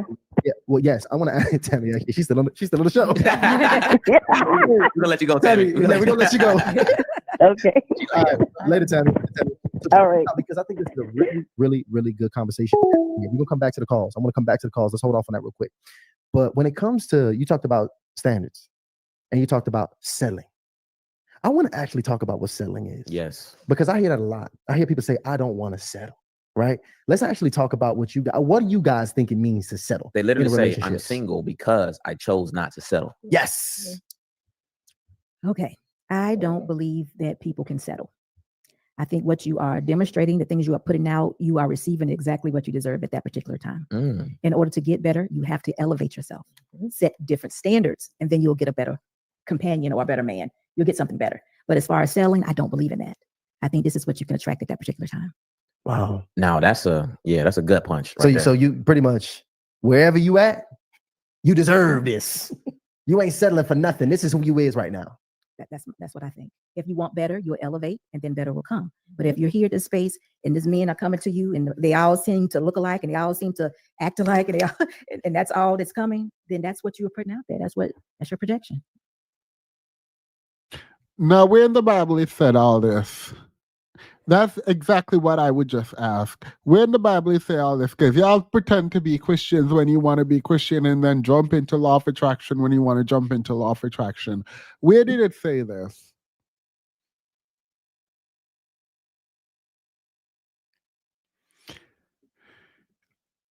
I wish that I were talking to them just right for this segment, because you're going to have to explain. And does that apply to being abused? Feral cat's always the problem. You're not going to let this feral thing go, are you? That's it. So it's not a real thing if they just Feral merch coming out, feral cat merch coming out in 2020-30. sitting back waiting for the right man or the one to come around. What that is delusion. That makes them think they're thinking that they're the prize right now and there's no work that needs to be done. And I'm going to dictate the relationship, which we already said women do not dictate relationship. They're forgetting that they have to attract this man. They can't just sit back and be like, I got this, and I got that. And this man is supposed to come in and recognize that they have all these things, because men don't want that from us. You get what I'm saying? I get what you're saying. Men want certain things from us. And those are the things we need to elevate ourselves in.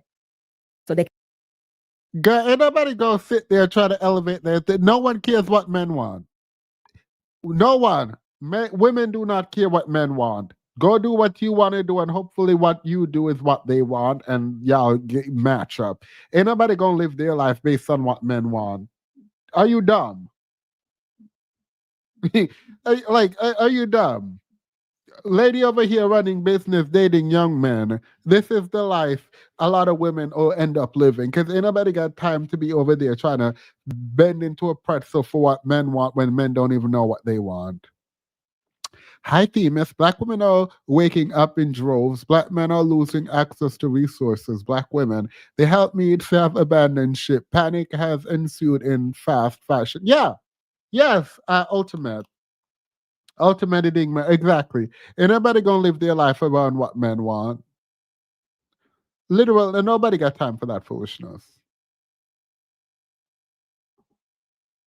Forget the fruitcakes, Themis and the feral cats.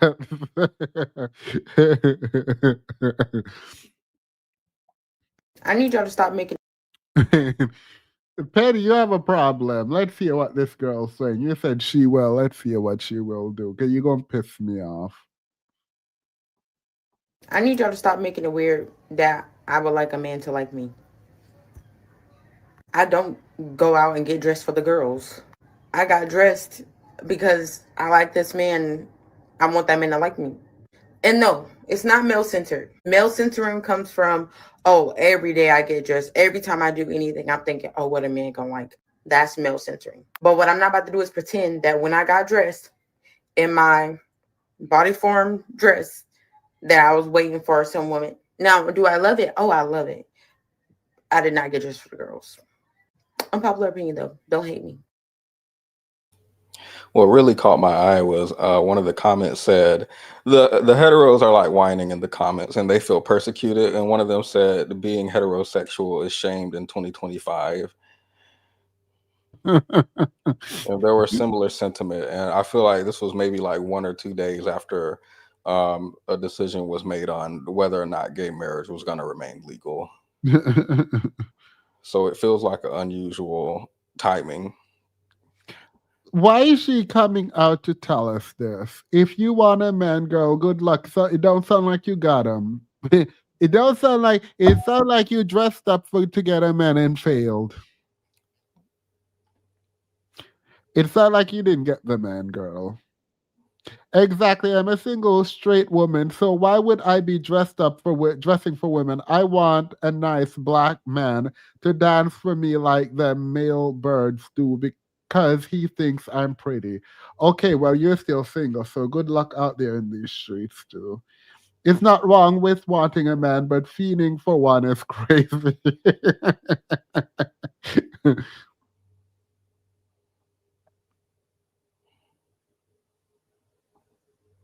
Can be more attracted to us, but we just not getting it. We think it's the money. Mhm. We think it's the education.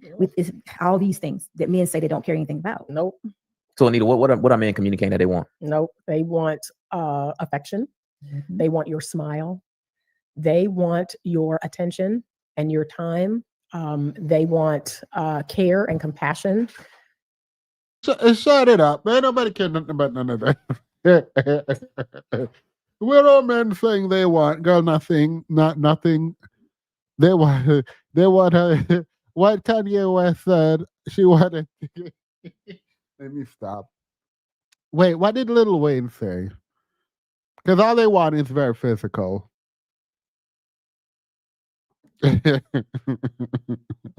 They want inspiration. They want to be accepted.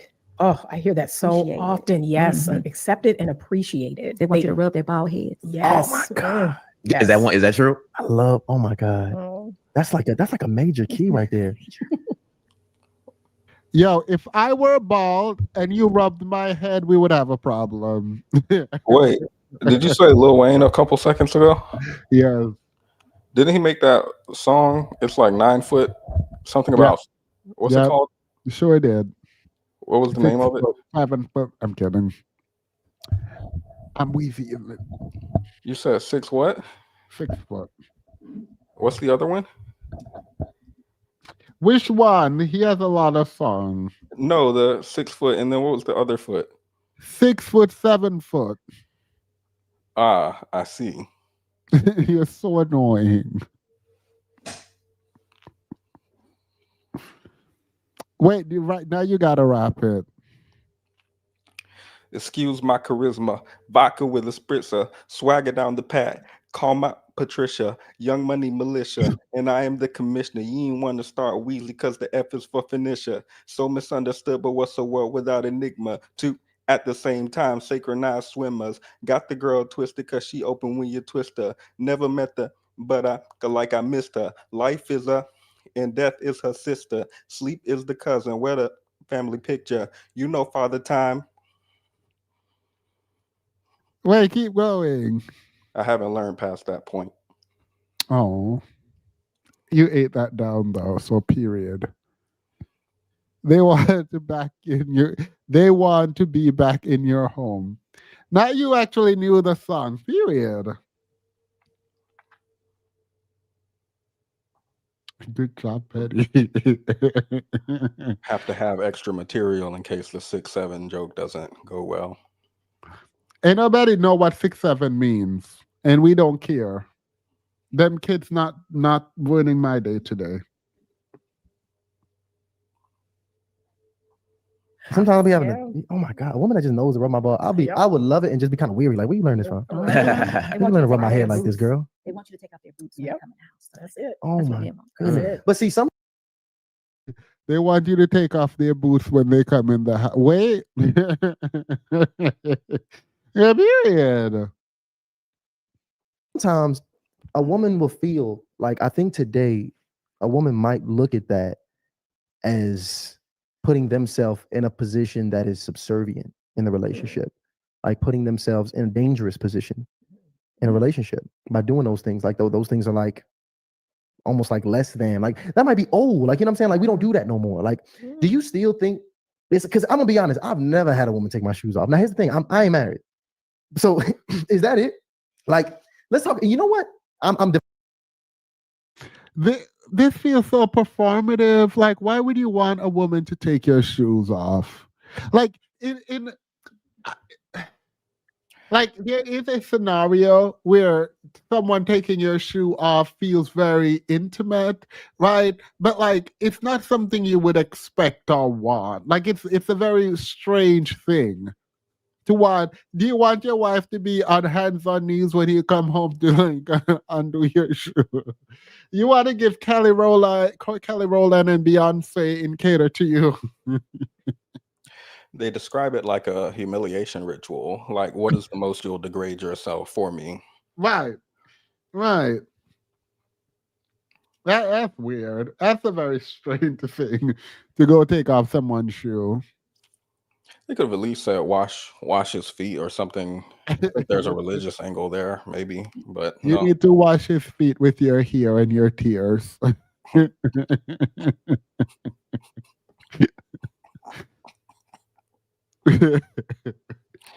Developing my question as I walk through this here, because as a man who's single, I value seeing women do wifely Absolutely. things Did y'all hear that? for me to be. Wait, why would a single man want to see women do wifely things? That's weird. Are you dating wives? Are you dating someone else's wife? Now, why would you be seeing wifely things from a single woman? Be able to determine that this is a woman that deserves wifeship. Because I can't imagine. I know people say, you know, you ain't married, you don't deserve this. And I can't imagine marrying a woman and all of a sudden a switch, as soon as we say our vows, a switch pops up. And all of a sudden she's cooking, cleaning, taking off boots and rubbing bald heads. And she's never showed any indicator that she can do this in the past. So what is like that balance between not giving it all away? Wait, pause it. Right? Showing that you. Can you go back maybe like a couple seconds?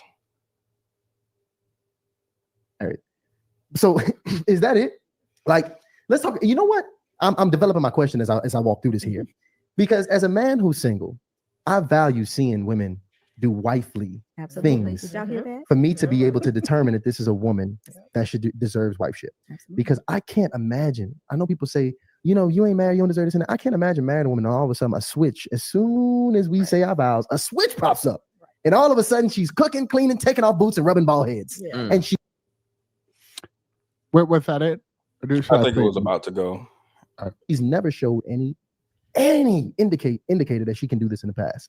So what is like that? Right there. Did you see it?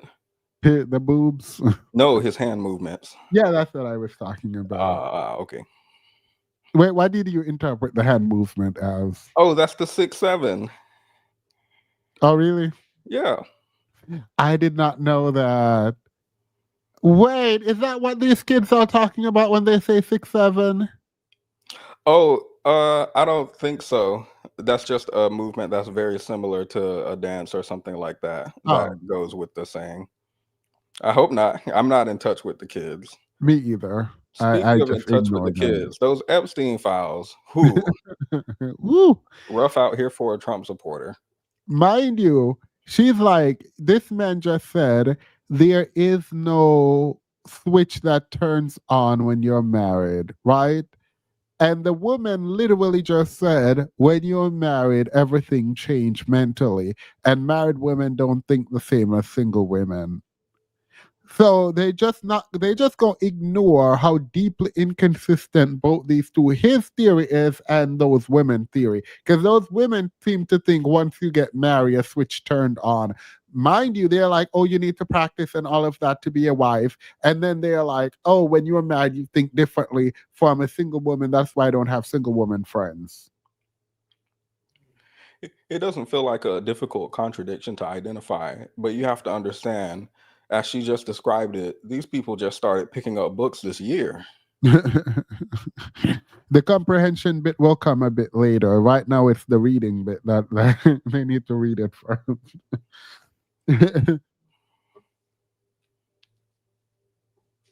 Between not giving it all away, right? Showing that you are capable of these wifely duties, yet not necessarily, like they say, what is it? Giving away the cow, if you will. What's that balance? Well, if we honestly saying that we like roles, then that roles would be the husband is first, the wife comes up below him, and then the children, right? So we're in our gender roles, we operate the same way. So when we get married, my husband and I become one. That's all about sacrifice. It's all about. Y'all don't become one. You just said he's above you, you're beneath him, and the kids are beneath you both. So yeah, no. It's gonna be a no from me. About selflessness. So why wouldn't I give all to my husband? I'm submitting everything to him. Why wouldn't I do that? Because She's not even listening. She said he asked about while you're dating. Why would you? They just talking. They're just talking in the air. I don't think it's a conversation. Right. Like you literally just asked about dating. Why wouldn't you give everything to your husband who is above you? None of that. You're not married. Black women have degrees, the men have birth certificates. He's actually submitting to me also. So this is the person you give all to. You sleep with several different people and you're giving and submitting to them. Why not give it all to your man, your husband? So why not do that? Oh, so sex, you saying is an act of submission? I think I missed that. Absolutely. Okay. Yeah. Well, see, what I guess I was more so speaking for the single, like for the people that's in the single dating portion before they get to marriage. How can they? You didn't have to explain that again. You said it right the first time. She just wasn't listening because she had some agenda she wanted to push. That dusty agenda. She had to let women know sex is not mutual. It is something where you're submitting to a person Why? who is above you and you're beneath them. Like nobody asked you none of that, girl. Like no one asked you none of that. You just went off on a dusty tirade for no reason. Show you. Like yeah, like exactly. They really can't. They can only show you or tell you that I'm an adult woman and I want to be a wife, and they would operate in that realm. They would be cooking meals. You still can cook your boyfriend a meal if it's only one time a week. You would still have a clean house. Right. One red flag. Look in her trunk of her car. If it's messy, not a wife. Wow. Girl, shut up. So y'all need to go and make sure your trunk are messy. Your trunk is messy. Why the kids last? Girl, because they don't care nothing about them kids. These women are up there to worship men, and that's it. They're there to worship men, and that's it. You've been a member for a year. Thank you so much, Dash Lee. Maybe they can't vet. A good woman has a clean trunk. Can't marry a dirty trunk woman. It's a sign of a bad. I mean, maybe they don't have the tools. Could have been giving them more credit than I. Right. I beg your pardon. Right. The courting stage is as good as it gets. Judge Judy Sheindlin.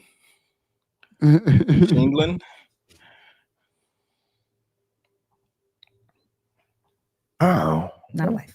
So things like that you look for because, you know, we don't want to set up. We don't want that person, you know, that does it to get you. And then soon as she got you, you know, all this hell breaks loose and everything's messy. She doesn't cook anymore. She don't want, you know, let's cater this, let's do this, let's do that. You don't want that. You want that real woman that really wants to be a wife and doesn't, you know, it's no big deal to service her husband. That's the person you should be servicing. You're supposed to be in 100%. But I guess a woman would actually talk to you and tell you her intentions. These are my intentions, and this is what it looks like. I want to be a wife. This is what I would do for my husband. And all she could do the most. I'm not washing your clothes as a single woman. I'm not doing that, but I am washing my own. I am keeping my house clean.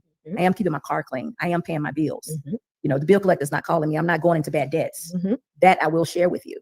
Because I'm intending.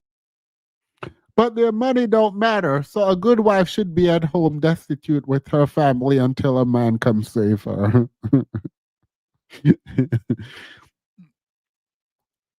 On being married. And I want you to know that this is kind of. So having a good, clean home, having a job, not being in debt, all of that makes a good wife. But you just said her education and her job don't matter. Her money don't matter. But now you're pointing out things that show that she's responsible, which points to her job, money, career, and home. These people are so deeply contradictory that it like kind of makes no sense. Like it literally makes no sense.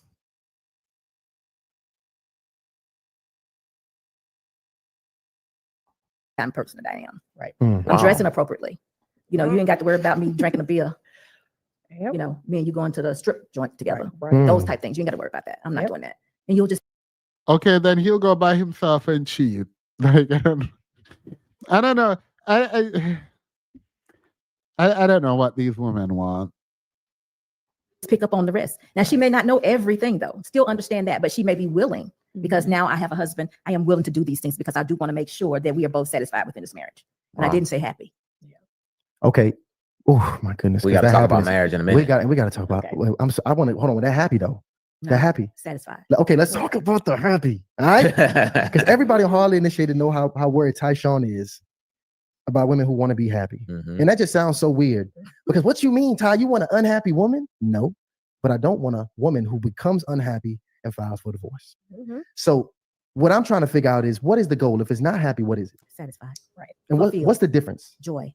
Happiness is you brought her a gift and she feels good. Happy is you went and got her car clean. She feels good today. Everything's good. That's happy. Satisfied is I got a good man. He covers me. He protects me. He comes home. He's offered me stability and security. I am good. I'm a grow in this. You know, he's the head servant of my house. The man is actually the head servant because he's the one that goes out and has the plan and makes the money and bring it in. So I don't know how I could be the. Mind you, both these women have businesses. Both these women work. The idea that they're sitting up here saying the man goes out and brings in the money is insane when they are the providers and they work. What does he mean by he doesn't want a happy woman who could become unhappy and leave? You know, we know that men control relationships. Such a possibility does not exist. Right. She can't leave if you control relationship. It sounds like he wants it reminds me of men who say they go after like inexperienced women because older women are too picky or they're too the way they describe it make it seem like older women know their worth, so they have to go after naive or inexperienced women. And so when he says I don't want a woman who's happy and who can become unhappy, if it registered in my mind he was going to go find an unhappy woman. I don't think he actually said that. I think that might have just been a me thing. Yeah, he didn't say that, but he definitely, the light-skinned one definitely said, oh, I want a younger woman who I can mold and make her do whatever I want her to do. So that.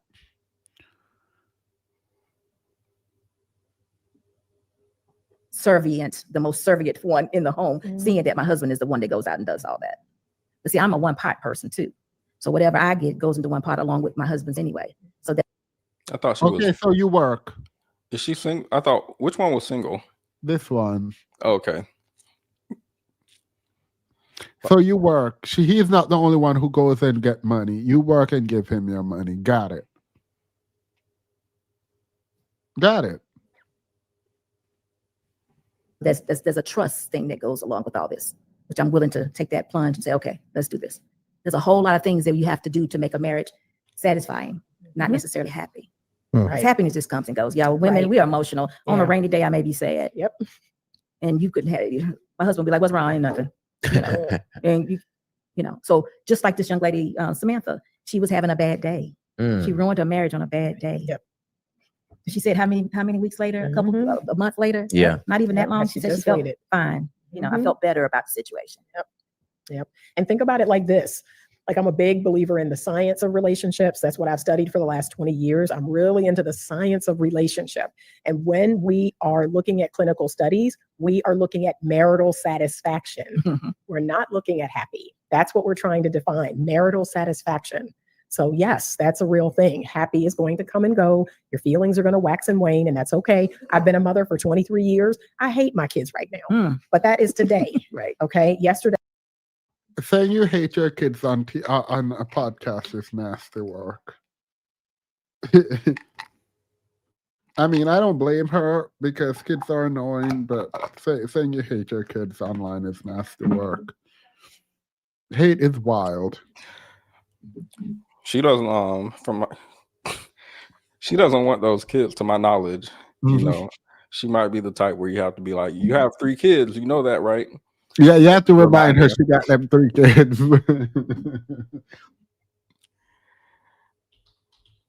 She was probably the one the other girl is talking about. I don't like how they're describing, like, everything that they're saying sounds like an infomercial against marriage. These are all the reasons why you should not get married, specifically if you're a woman. Like the way they describe a sort of unilateral service from women. I think she said service position, like a direct quote, I think. And it feels like women are consistently expected to prioritize the husband's need, his peace, his vision, and I don't see this like reciprocated, at least on this panel, nor do I in society broadly, but at least on this panel, like where in this, maybe I like got on here too late, but where in this show they describe like how as a man you have to prioritize your partner's emotions, and as a man you have to take that plunge and trust, or whatever she said that women have to do, like Yeah, go in well, there and just they hope. did. They said that the man would provide, but then 2 seconds later says, well, mind you, the man is going to provide and then you do all of that stuff, but then also they help him provide. Oh, I didn't So- hear that part. I just heard him say that she needs to take his boots off and start licking his socks or something, and rubbing his head, and how she can cook for him and serve. Like the women are describing how they can serve the men are describing how the women can serve the men. I didn't hear the part where there was reciprocation, but I missed it. I'll just assume. I mean, she said the man is the provider, and then said they talk about the business that they run and how much they brings in financially. So the man is not the provider in their lives. Only the devil bring this much confusion. I was deeply in love with them. You know, every day is different. And I wish women had that same patience that they have with their children, with their man. Absolutely not. Absolutely not. Your children are your children, and as you watch them grow, you have to be patient because they don't know anything. Your husband is not your child. And if you have to have the same level of patience, maybe there's a problem with your husband. Furthermore, agreed. Children are children, and why are we treating grown men like children? Agreed. But also, women do have that patience. You've seen those TikToks where he's ruining her wedding, or throwing cake in her face, or saying some really lewd, vulgar vows, and you know she's going to be in those comments explaining why her husband sent her to work with dog food, and how he's actually a very sweet guy. He just doesn't understand sometimes. Women absolutely do have that patience. Yeah, I don't know who I was watching. It might have been Sin, but I don't remember. I think it was Sin. And this girl, what? No, I was thinking about the dog food. The way she came. No, y'all don't understand. He does this all the time. Okay. That's not a Sin, good let me defense. wait, let me know if this is you. This has something to do with what you just said. This lady was like, "Oh, my husband brought me to work. He's such a good man. He's such a kind man, blah blah blah." Come to come to find out, the husband, there's only one car, and the husband Oh, always drives the one car, and she usually take public transportation, even when she's taking out her kids. And today her husband was like happy, so he got up and took her to work, and she's bragging about this man taking her to work once this year as opposed to always taking her to work. And it just felt so odious. Like, it was just so revolting and disgusting because in her mind, because he got up and felt good and took her to work one time, and that's not something he usually does. In her mind, it was just this amazing thing that she needed to brag about. And I don't remember if the coworkers like burst her bubble, but I would have. I would have. I would have burst her bubble. So your man, your husband, you and him only have one car, and he does not bring you to work every single day. You have to take the public transportation, even when you're taking your kids to school, or if you're taking your kids out, you have to take public transportation, but he's always gone with your car. And he got up and he was happy once and took you to work once. And you think that's something to brag about? Are you dumb? maybe I'm misremembering, or maybe there's like a similar story. Completely possible. Um, I recall it being that she was telling TikTok about how her husband is such a good husband because he always drives her to work. But either she insinuated something or people went and snooped on another video. But whatever the case, people realized that he didn't have a car of his own. He was using her car, and like he would take her to work, and then he's also unemployed, if I remember right. He would take her to work, and then he would like drive Girl. around, go see his friends, go out and do stuff all day. And I felt like it sounds like he's just using your car, and this is like a very minuscule trade-off for him to That go and use your gas. that's a different story because I would have dragged him more and her. That ain't even that's the even worse story. Like, my story is bad, but that's even worse. Like, what do you mean you're letting him drive your car? And no, No, I think your story is worse. no, I think yours is worse. Here, How? babe, you don't even have to take the bus today. I'll drive you. Nah, that feels very insidious to me. But Lord, it's his car, right? oh, Not okay. hers. And you are letting some man take your car to drive her? Absolutely not.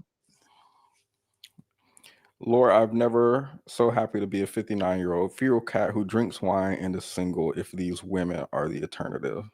Yeah, Laughing they're gonna cat. drag you. Elizabeth, they're gonna drag. You don't have a man, you have a pair of pants. Right now, my children, they're the longest relationship I've been in, except for my mother and father. Like, I've been rocking with them for 23 years, come hell or high water. And sometimes I tell women, like, I want you to have that same stick-to-itiveness with your man. You know, you're going to put up with a lot of stuff from your kid. You're going to put up with some stuff from your man. You know, I No. Easy. No. wished you had that same level of patience or just being willing to stick it out. Because both of them they're interesting. Marriage is interesting. Raising kids is interesting. So, But you know what? The husband is also putting up with things from that woman. oh, for sure. And that's the part we never see. For sure. Men don't talk about that, really. Mhm. That doesn't come to the fore. Men don't talk about it. Men literally online dragging their wife. There was a video going around. No, let me leave that alone. Because Abba Preach pissed me off with their review of this video. But like, you don't even have to ask men too many questions for them to be dragging their wives. Not okay, deep voice Themis. Girl, I am sick. I probably should be resting. The fact that I'm on here for 3 hours is wild. I should be resting and taking medication. I just took medication though. Forefront. It's always what the man has done, not necessarily what the woman has done. So I'm not gonna lie. This sounds like one of them sessions where, like, if a woman had like some keep it real aunties, when she asks them a question, and they be like, "Girl, sit your ass down. Let me talk to you. Let me talk to you." That's what this is here. That's what we doing hardly initiated. All right. So it sounds like not enough of that is happening in the household in general. On both ends, for the young man, absolutely, and for the young ladies, and thus we have chaos. Yeah. Thus we have chaos. So, man. Ryan, first of all, I've been asking. I was like, Ryan, ask a question. I don't even want. I've been going crazy. I don't even want to hog up. I don't even want to hog up and soak up all the game right now. You good? I wanted to talk about the what actually comes with marriage, right? Versus what people expect that comes. What they think actually comes with marriage.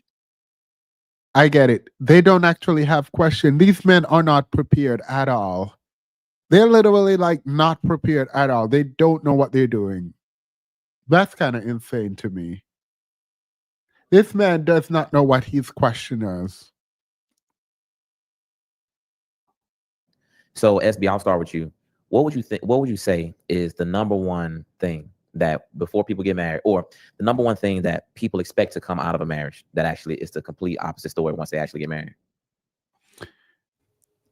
Oh my God, they're so useless. What would you if we had a what would you say is the number one advice you would give to people who might go into if we were to ask them if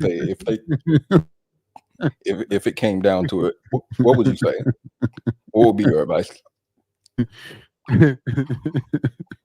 These people are so useless. Like, it's so useless. Just mumbling through nonsense. And they don't care because they just want to talk. that you're gonna love your husband every day, that you're gonna be in a fairy tale love situation all the time, where it's gonna be, sugar and spice, everything nice, we just cuddling, everybody's all affectionate and all the time. That's not gonna happen. Another thing too is something I talked to someone about today. Women, we have kind of been programmed to think that men are like robots, and y'all don't really feel a lot. When you get into a marriage, you realize that your husband is real. Yeah. He's maybe been through some things. He has real feelings also, and you just can't do what you want. Well, on that note, I'm going to end it, because if you're finding out that your husband is a real human being with feelings after the marriage, I don't know what to tell you, girl. These people just talk. This is just kind of useless, and I'm annoyed. Final thoughts, Betty, before we go into the after show. A lot of women think marriage is just going to be happiness, and it's actually labor, tough, hard, grueling labor. You're going to have to work, girl. It's a war zone. You have to put on the helmet of salvation. You have to become a praying wife. You have to fight off the demon of infidelity. You mean? All right. I'm going into the after show and we can wrap up.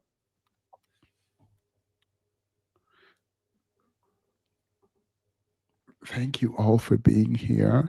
If y'all have any tips on how I can get big fast again, please let me know, because I've lost too much weight.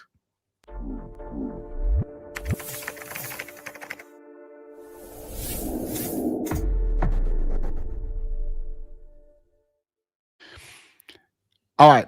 The next the next time you all see me, hopefully I'm going to be in a new studio. I hired some people to come help me put together a studio in the second bedroom when I move up. And so we'll see what happens. I'm very annoyed because the materials did not show up the way that they looked online. And so it's very, very annoying. And I did want to have like a cute little studio in my house. And so like that's really annoying me. But I'm also going to boycott Christmas. I'm not spending money for a lot of things, because I do think that we need to like teach these people that we are not going to be bending to their capitalistic will. Get in your masculine, get well. All right. Any updates, Patty? Anything happening this weekend? Are you going live? What can we expect from you? How are you? Blah, blah, blah. You have a studio and materials and production crew? No, I don't have any production crew. I'm trying to get someone to build a studio. And by that, I mean put up a backdrop for me. And also, what else? I don't remember what else. You know, I live in somewhat of a studio myself. Period. Show us your studio. Oh, well, this over here is the kitchen slash dining room slash living room slash bedroom. And then that room over Period. there, that's the bathroom. Period. Now build your YouTube studio somewhere in there.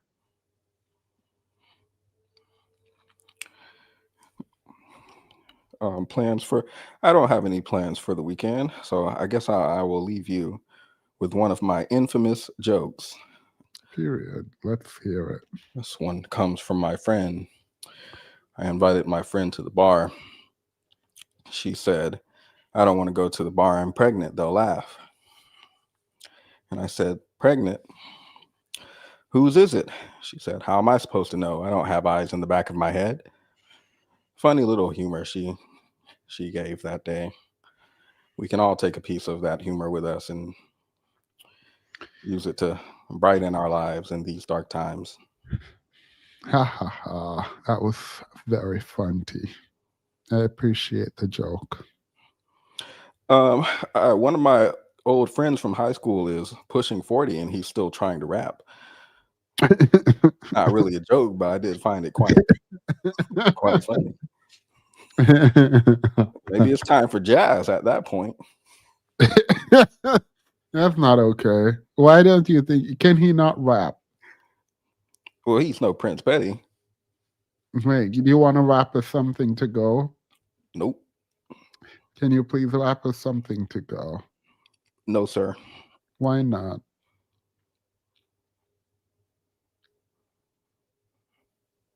I'm Googling some lyrics.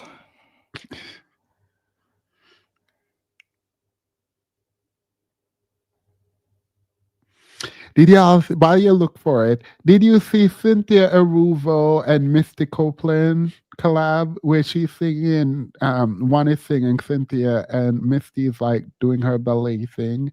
They're so pretty. Play us some. Huh?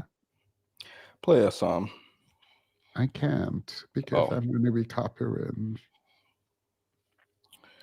Lost my personal trainer. Was tired of my jokes and did not feel like I was being very productive. It's fair. Oh, you have a personal trainer? Yeah, we were Zooming, figure out some workout solutions. I was like, I don't have enough space on my floor. Can I do this exercise on my ceiling? Hung up. Haven't heard from him since.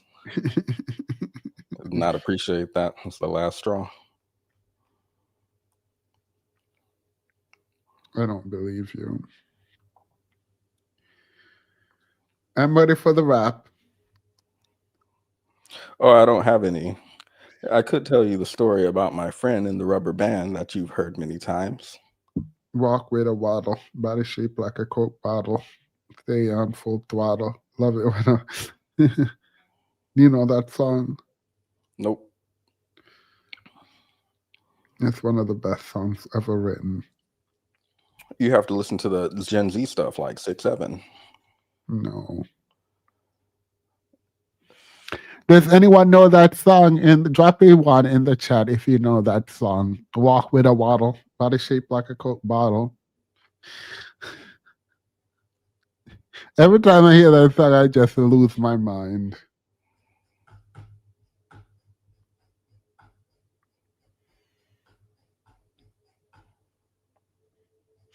What surgery are you pro? What surgery am I, huh? Pro. Are you pro surgery or anti-surgery? The TikTok people are talking about a different rhinoplasty where you just do the tip or something like that. And they're like, no, guys, we promise this one isn't anti-black this time. It's ethnic. Or something. Upwards. Thought about removing my stomach. be amazing to not get hungry anymore. Yeah, I need to figure out. I need to keep like my mom is coming to visit me, and I'm worried she's gonna be like, "Oh, you need to eat." And she gets really annoying with "you need to eat."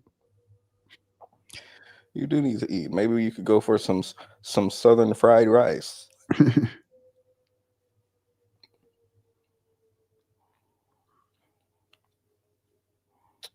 Talking about southern fried rice, I think I I think Donald Trump took Kiki Palmer's southern fried rice too seriously because now he's like trying to get a bunch of Asian immigrants in, and the white supremacists are pissed.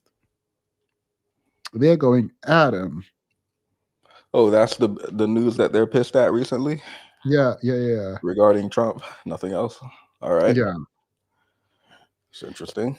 Yeah, it's not the Epstein files coming out, girl. So at this point, can we say the voters are immoral? When can we say it? Yes, I've been dragging them people. Have you watched Selling Sunset? Who? Selling Sunset. What's that?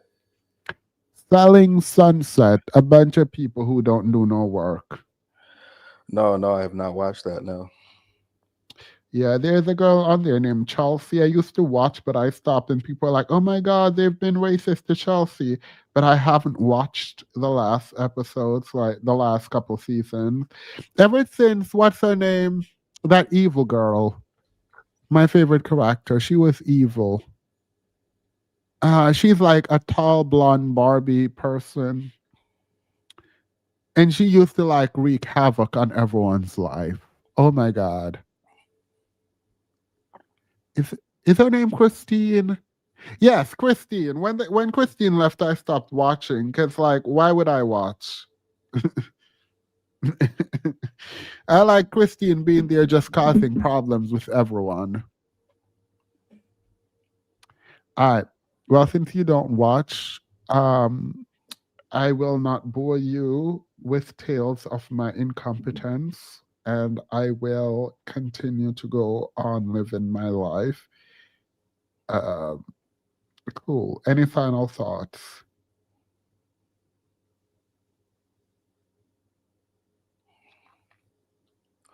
What is your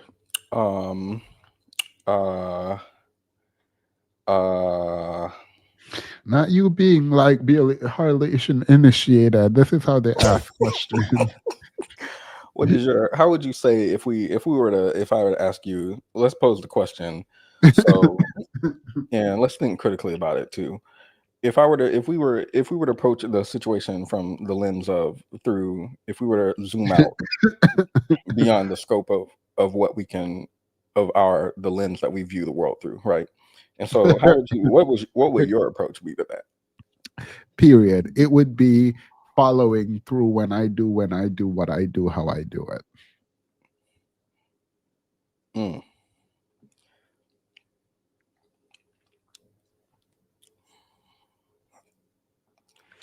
Joseph Gordon-Levitt is the first man that I know that looks both young and old all at once. I ain't never seen this in my life. This man looked both young and old. That's a very strange thing. He was the inspiration behind Benjamin Buttons. You want to see him? This is what I'm talking about. Let me try to show it to you. It's not bad. I actually really like that he's aging very gracefully, but like he looks also very young. So it's weird because it's like his eyes give very youthful, but he also looks old. I don't know if I'm explaining it properly, but here we are. You see it? Right. Oh.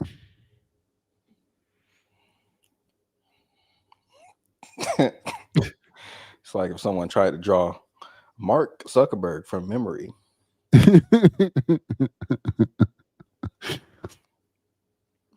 Do you see what I mean? Like he looks old, but like he has a very, I don't know how to explain it. I like him a lot. He's one of my favorite actors. Oh, okay. I won't make fun of him then. Why? It's important that we can keep things we cherish in this administration. It's the hairline. To be fair, it don't look like he's like, you know how the other guys are like getting their face tightened and screwed, which I will be doing. He look like he's just want to age gracefully, and I don't know why. Because the hair transplant would go in with a quickness. So when you're I've always been interested in this question. So if your hairline were to recede to, let's say, the middle of your head, that's not directed at anyone on screen. Is that now where, how do we define hairline as a general sense, I guess would be my question. And does that definition fit certain scenarios that might You're not be? annoying. You're annoying.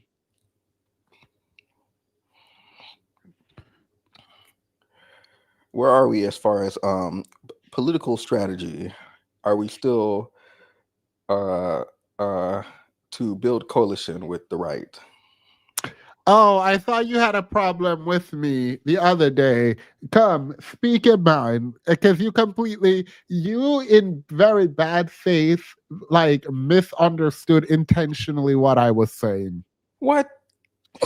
I never said nothing about building allegiance with no right. When have I ever said that? Oh, I thought you were making like a harm transference argument as far as how can we best reduce or something. Yeah, but I was talking about people who so I was thinking like Marjorie Taylor Greene, you know how she's on a new trend right now?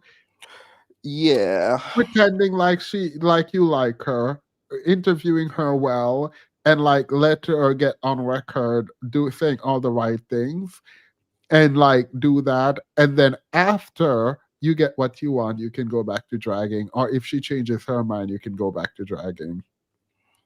How does this fit in with do you believe these people should be punished? Yeah, after the fact, but right now we are in a race against time. Ain't nobody got time. So this is a political strategy, like when Trump says, vote me into office and I will improve the economy, and then he just does not do that at all and does the opposite. It's like a ploy. Understood. No, it's not a ploy like that, but it is to say that coalition building is useful when it is going to work in your benefit. So and the benefit of others. So if I were to pose a question like, how can you look past people who are so openly evil and who their position is cruelty, right? The point of their position is cruelty, I believe. How can we look past this? You would concede to the moral point. No, I would, if you can prove that cruelty is the point, which I believe for a lot of people, I agree. I don't concede to that, right? Like, I don't concede to the idea that, like, if you were cruel and this is what you want, then we can do coalition building. I don't believe you can, and I don't believe you should in those cases. It feels like we've accepted that cruelty is the point. At this point, it feels like we can accept that. So yes and no. I think for a large swath of people, yes, it is the point. And for others, self-interest and wanting to like blow up the system and see a change and stick it to the man and stick it to the left was a lot of the motivating factor, right? But even to the extent that cruelty was the point, if people are saying, oh, you know what, this is too bad, we need to hold Trump accountable or whatever, and so we're going to step out of this bubble, I think there should be space for them to step out, not to be forgiven, not to ignore their position, not any of that, but to hold Trump accountable. It is going to take a chipping away of his base for accountability to be seen. And we might not need that if we can win these midterms. Okay, so is it like a preventing cruelty strategy? Yeah, it's preventing more harm and then dealing with the harm already existing later. But like it's to stop the bleeding. So when I said concede that cruelty is the point, I'm just saying we're throwing away the moral argument and we're taking a more pragmatic approach, right? Pause. Can you for repeat confirmation. that? Sorry. So you're taking a more pragmatic approach. Yes. As opposed to like moral. I think it is moral, but yes, it is more pragmatic than moral. So is the strategy effective? Don't know, haven't tried it. And I don't think it will be tried on a major scale. I think the way that Marjorie Taylor Greene has been going around and people have been accepting her is useful. I think it is useful. And when because people are like, oh, she's a liar, she's a panderer, she's whatever. And I'm like, yes. And as soon as she switches, go back to dragging her. But for now, she's useful. So I think the video we were discussing, and also you want to create an environment where people feel okay coming out and speaking against the king. Go ahead. Okay, I think that's what it was. And on the video I commented on, I think the woman who you were talking to said that the strategy is sort of to roll out a red carpet. Absolutely not. I recall her saying that exactly. Yeah, but I'm saying for me, no. Ain't no roll out, no red carpet, girl. You're a dusty degenerate and you will be getting dragged as soon as this is over. Or even now. Because I think part of repentance as a Christian girly, part of repentance is acknowledging that you were wrong and turning away from your wrong. So when we say we have to make an environment where the people who we agree it's very difficult to defend their position as anything other than I am voting for cruelty, when we make space for these people in an attempt for them to feel safe to come out against the man who's like been very incriminated by these. Yeah, feeling safe to come out against is very different than feeling safe generally. There is no safety. Like, I'm not creating an environment for you to feel safe after all of your degenerate behaviors. But I do need to chip away, and we do need to chip away at his support. So what is I'm having difficulty understanding feeling safe versus feeling safe to critique. Talking to not Marjorie Taylor Greene, because I don't like her either. But talking to people about their issues with him without attacking them specifically for now. Okay. And focusing on where they disagree with him to create further wedge. I mean, it's just a thought. Like, obviously, I'm not politically controlling other people, but I do recognize that they've been doing that now, and I do like it. I like that more people are coming out against that would not have in the public sphere, and I think that is a good thing. But I do hope that our members aren't short and that the people who are against will have their own reckoning at some point. Because what I would hate for is for people to flip, and after the big evil has been removed in our minds, that we ignore the people who voted and why they voted and defended and why they defended, right? And so there should be space enough to allow for dissent and retraction, but also accountability for the engagement in the first place. Okay, so this is sort of a plead guilty and in exchange we'll lower your sentence or something Yes. like that. Yes. That's a good way to put it. Understood. Bam. So thank you for allowing me to clarify instead of dragging me in my chat. All right. Next episode is the left engaging in purity politics. Find out next week. To be fair, though, the rights tent got so big with Donald Trump, in terms of appeal to different kinds of people, and the white supremacists are big mad, and watching them fight has been. I've been getting my whole life. I've been literally having so much fun watching the mess online. And if you're not plugged in to all the mess happening online right now, and I can't say for whom or what, including Ben Shapiro, you're missing out, girl. You're missing out. All right. And that's that on that.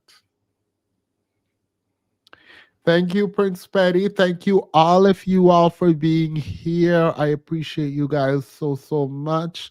I'm about to go sit down and watch anime. I'm supposed to be eating something because I'm dying of hunger, but actually, I do need to eat. Bye.